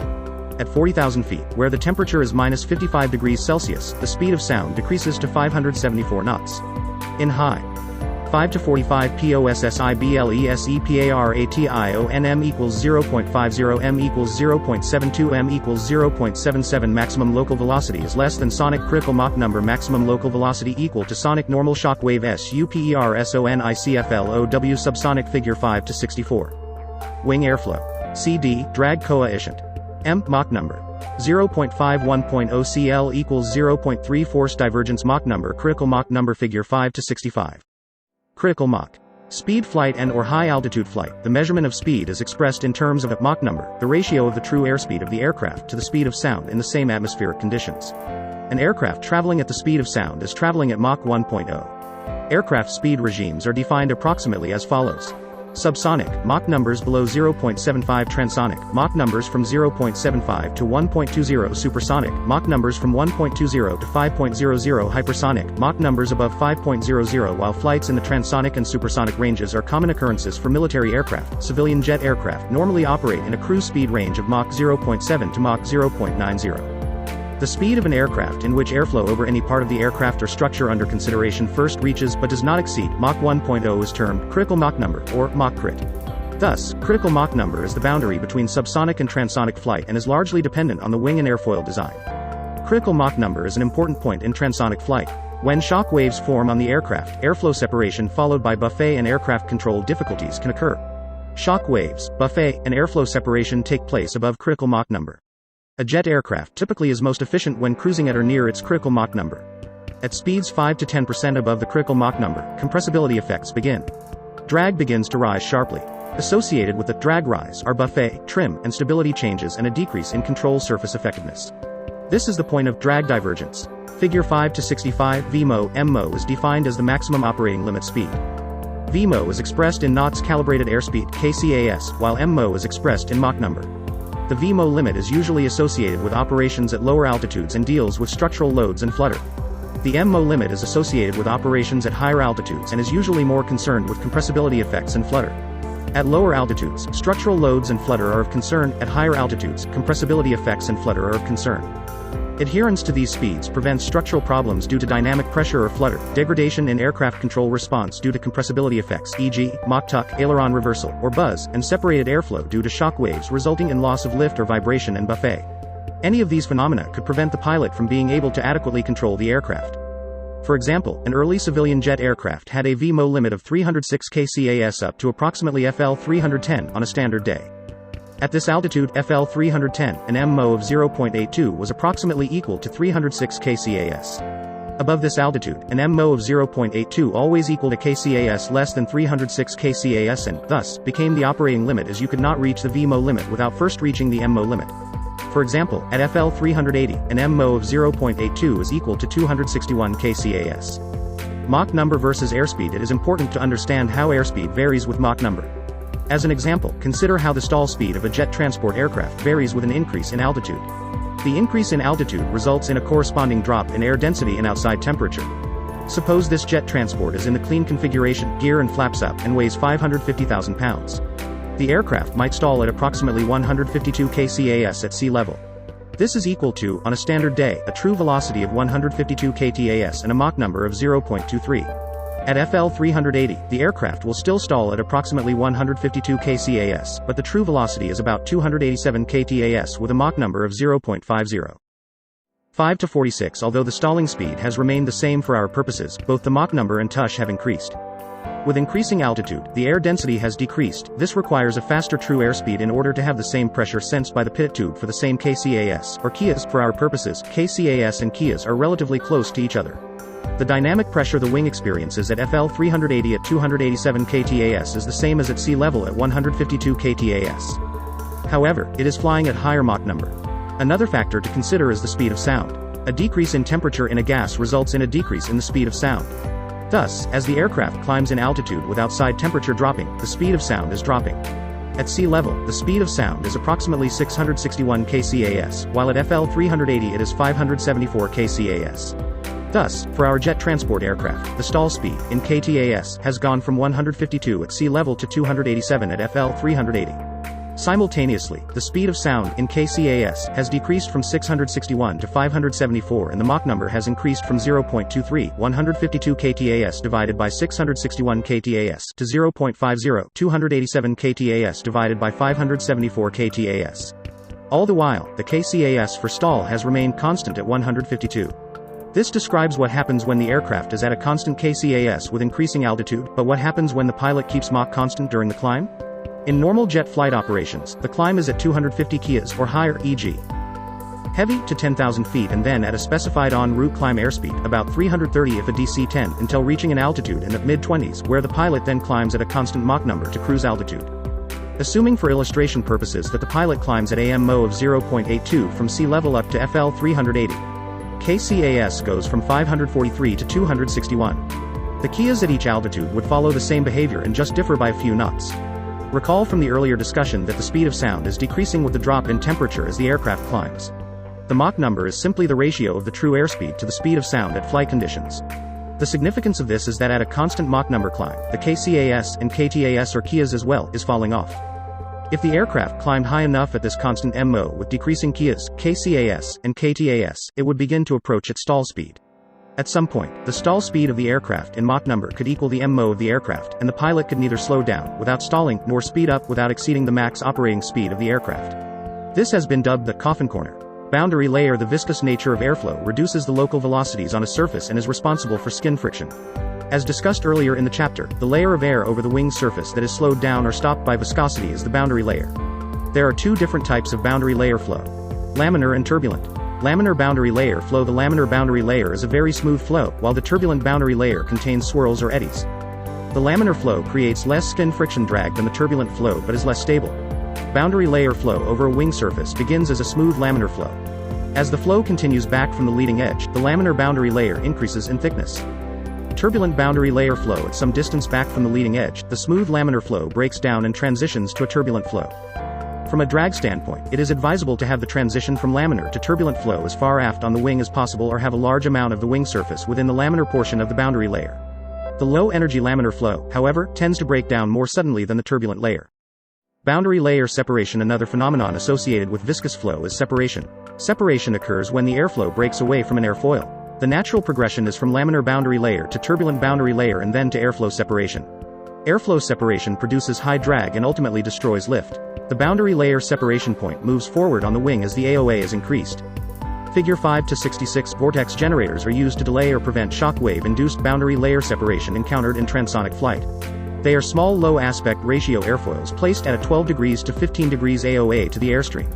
Usually spaced a few inches apart along the wing ahead of the ailerons or other control surfaces, vortex generators create a vortex that mixes the boundary airflow with the high-energy airflow just above the surface. This produces higher surface velocities and increases the energy of the boundary layer. Thus, a stronger shock wave is necessary to produce airflow separation. Shock waves. When an airplane flies at subsonic speeds, the air ahead is warned of the airplanes coming by a pressure change transmitted ahead of the airplane at the speed of sound. Because of this warning, the air begins to move aside before the airplane arrives and is prepared to let it pass easily. When the airplane's speed reaches the speed of sound, the pressure. 5 to 47 Transition region. Laminar sublayer. Laminar boundary layer. Turbulent boundary layer. Figure 5 to 66. Boundary layer. M equals 0.82 M equals 0.95 M equals 1.05 Normal shock wave SUPER SONICFLOW Normal shock wave SUPER SONICFLOW Subsonic airflow. Bow wave. Figure 5 to 67. Shock waves. Change can no longer warn the air ahead because the airplane is keeping up with its own pressure waves. Rather, the air particles pile up in front of the airplane, causing a sharp decrease in the flow velocity directly in front of the airplane with a corresponding increase in air pressure and density. As the airplane's speed increases beyond the speed of sound, the pressure and density of the compressed air ahead of it increase, the area of compression extending some distance ahead of the airplane. At some point in the airstream, the air particles are completely undisturbed, having had no advanced warning of the airplane's approach, and in the next instant the same air particles are forced to undergo sudden and drastic changes in temperature, pressure, density, and velocity. The boundary between the undisturbed air and the region of compressed air is called a shock or compression wave. This same type of wave is formed whenever a supersonic airstream is slowed to subsonic without a change in direction, such as when the airstream is accelerated to sonic speed over the cambered portion of a wing, and then decelerated to subsonic speed as the area of maximum camber is passed. A shock wave forms as a boundary between the supersonic and subsonic ranges. Whenever a shock wave forms perpendicular to the airflow, it is termed a normal shock wave, and the flow immediately behind the wave is subsonic. A supersonic airstream passing through a normal shock wave experiences these changes. The airstream is slowed to subsonic. The airflow immediately behind the shock wave does not change direction.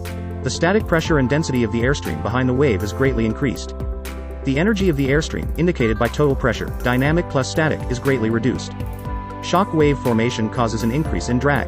One of the principal effects of a shock wave is the formation of a dense high-pressure region immediately behind the wave.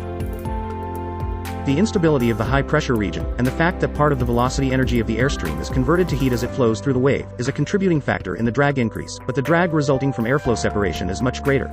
If the shock wave is strong, the boundary layer may not have sufficient kinetic energy to withstand airflow separation. The drag incurred in the transonic region due to shock wave formation and airflow separation is known as wave drag. When speed exceeds the critical Mach number by about 10%, wave drag increases sharply. A considerable increase in thrust power is required to increase flight speed beyond this point into the supersonic range where, depending on the airfoil shape and the AOA, the boundary layer may reattach. Normal shock waves form on the wing's upper surface and form an additional area of supersonic flow and a normal shock wave on the lower surface. As flight speed approaches the speed of sound, the areas of supersonic flow enlarge and the shock waves move nearer the trailing edge. Figure 5 to 67. 5 to 48 Spanwise flow. True airspeed Mach 0.85 airspeed sensed by wing Mach 0.70. Figure 5 to 68. Sweepback effect. Associated with drag rise are buffet, known as Mach buffet, trim, and stability changes and a decrease in control force effectiveness. The loss of lift due to airflow separation results in a loss of downwash and a change in the position of the center pressure on the wing. Airflow separation produces a turbulent wake behind the wing, which causes the tail surfaces to buffet, vibrate. The nose-up and nose-down pitch control provided by the horizontal tail is dependent on the downwash behind the wing. Thus, an increase in downwash decreases the horizontal tail's pitch control effectiveness since it effectively increases the AOA that the tail surface is seeing.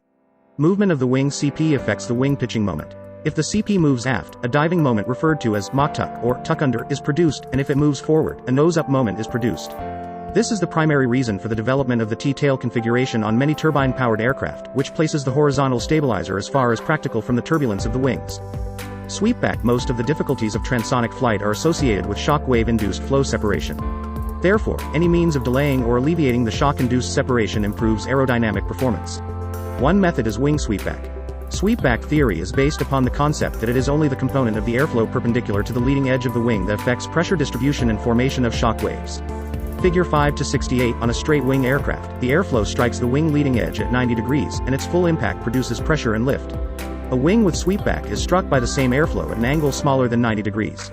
This airflow on the swept wing has the effect of persuading the wing into believing that it is flying slower than it really is, thus the formation of shock waves is delayed. Advantages of wing sweep include an increase in critical Mach number, force divergence Mach number, and the Mach number at which drag rise peaks. In other words, sweep delays the onset of compressibility effects.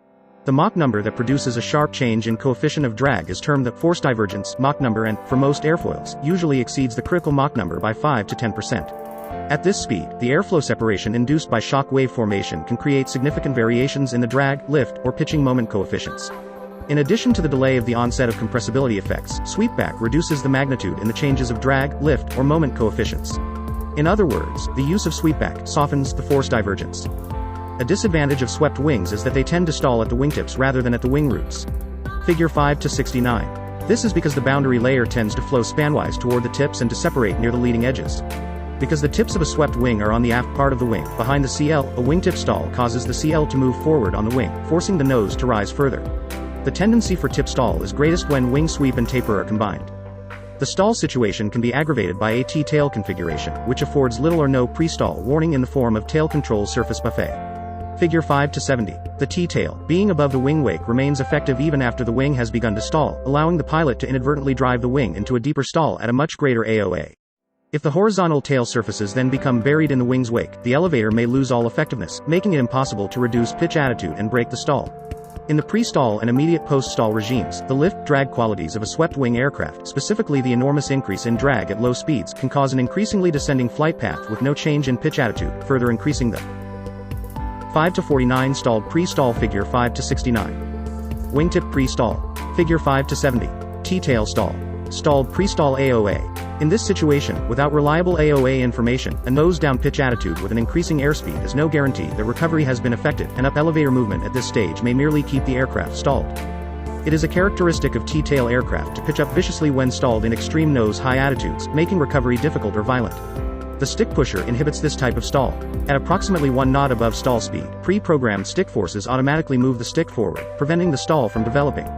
A G limiter may also be incorporated into the system to prevent the pitch down generated by the stick pusher from imposing excessive loads on the aircraft. A stick shaker, on the other hand, provides stall warning when the airspeed is 5 to 7% above stall speed. Mach buffet boundaries. Mach buffet is a function of the speed of the airflow over the wing, not necessarily the speed of the aircraft. Any time that too great a lift demand is made on the wing, whether from too fast an airspeed or from too high an AOA near the MO, the high-speed buffet occurs. There are also occasions when the buffet can be experienced at much lower speeds, known as the low-speed Mach buffet.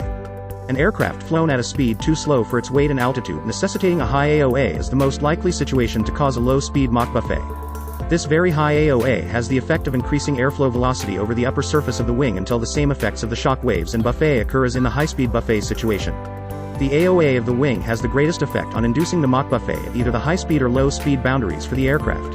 The conditions that increase the AOA, the speed of the airflow over the wing, and chances of Mach buffet are: high altitudes. The higher an aircraft flies, the thinner the air and the greater the AOA required to produce the lift needed to maintain level flight. Heavy weights. The heavier the aircraft, the greater the lift required of the wing, and all other factors being equal, the greater the AOA. G loading. An increase in the G loading on the aircraft has the same effect as increasing the weight of the aircraft. Whether the increase in G-forces is caused by turns, rough control usage, or turbulence, the effect of increasing the wing's AOA is the same. High-speed flight controls. On high-speed aircraft, flight controls are divided into primary flight controls and secondary or auxiliary flight controls. The primary flight controls maneuver the aircraft about the pitch, roll, and yaw axes. They include the ailerons, elevator, and rudder. Secondary or auxiliary flight controls include tabs, leading edge flaps, trailing edge flaps, spoilers, and slats. Spoilers are used on the upper surface of the wing to spoil or reduce lift. High-speed aircraft, due to their clean low-drag design, use spoilers as speed brakes to slow them down. Spoilers are extended immediately after touchdown to dump lift and thus transfer the weight of the aircraft from the wings onto the wheels for better braking performance. Figure 5-71, jet transport aircraft have small ailerons. The space for ailerons is limited because as much of the wing trailing edge as possible is needed for flaps. Also, a conventional size aileron would cause wing twist at high speed. For that reason, spoilers are used in unison with ailerons to provide additional roll control. Some jet transports have two sets of ailerons, a pair of outboard low-speed ailerons and a pair of high-speed inboard ailerons.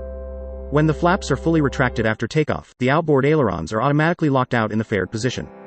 When used for roll control, the spoiler on the side of the upgoing aileron extends and reduces the lift on that side, causing the wing to drop.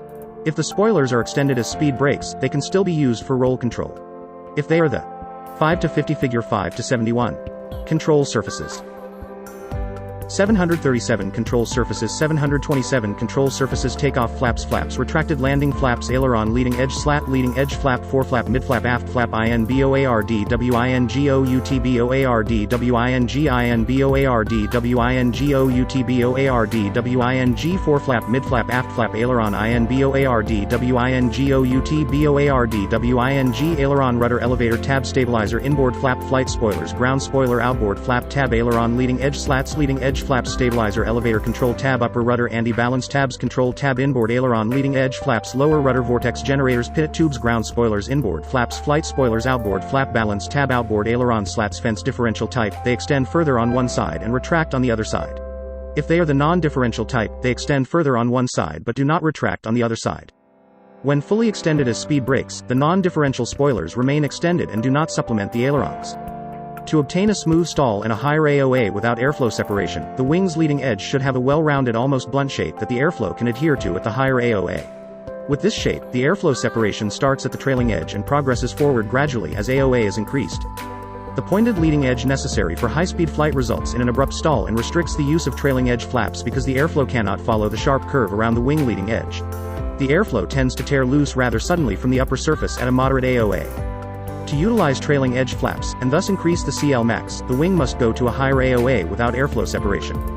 Therefore, leading edge slots, slats, and flaps are used to improve the low speed characteristics during takeoff, climb, and landing. Although these devices are not as powerful as trailing edge flaps, they are effective when used full span in combination with high lift trailing edge flaps. With the aid of these sophisticated high lift devices, airflow separation is delayed and the CL max is increased considerably. In fact, a 50-knot reduction in stall speed is not uncommon. 5-51 The operational requirements of a large jet transport aircraft necessitate large pitch trim changes. Some requirements are a large CG range, a large speed range, the ability to perform large trim changes due to wing leading edge and trailing edge high lift devices without limiting the amount of elevator remaining, maintaining trim drag to a minimum. These requirements are met by the use of a variable incidence horizontal stabilizer. Large trim changes on a fixed tail aircraft require large elevator deflections. At these large deflections, little further elevator movement remains in the same direction. A variable incidence horizontal stabilizer is designed to take out the trim changes. The stabilizer is larger than the elevator, and consequently does not need to be moved through as large an angle. This leaves the elevator streamlining the tailplane with a full range of movement up and down. The variable incidence horizontal stabilizer can be set to handle the bulk of the pitch control demand, with the elevator handling the rest. On aircraft equipped with a variable incidence horizontal stabilizer, the elevator is smaller and less effective in isolation than it is on a fixed-tail aircraft. In comparison to other flight controls, the variable incidence horizontal stabilizer is enormously powerful in its effect.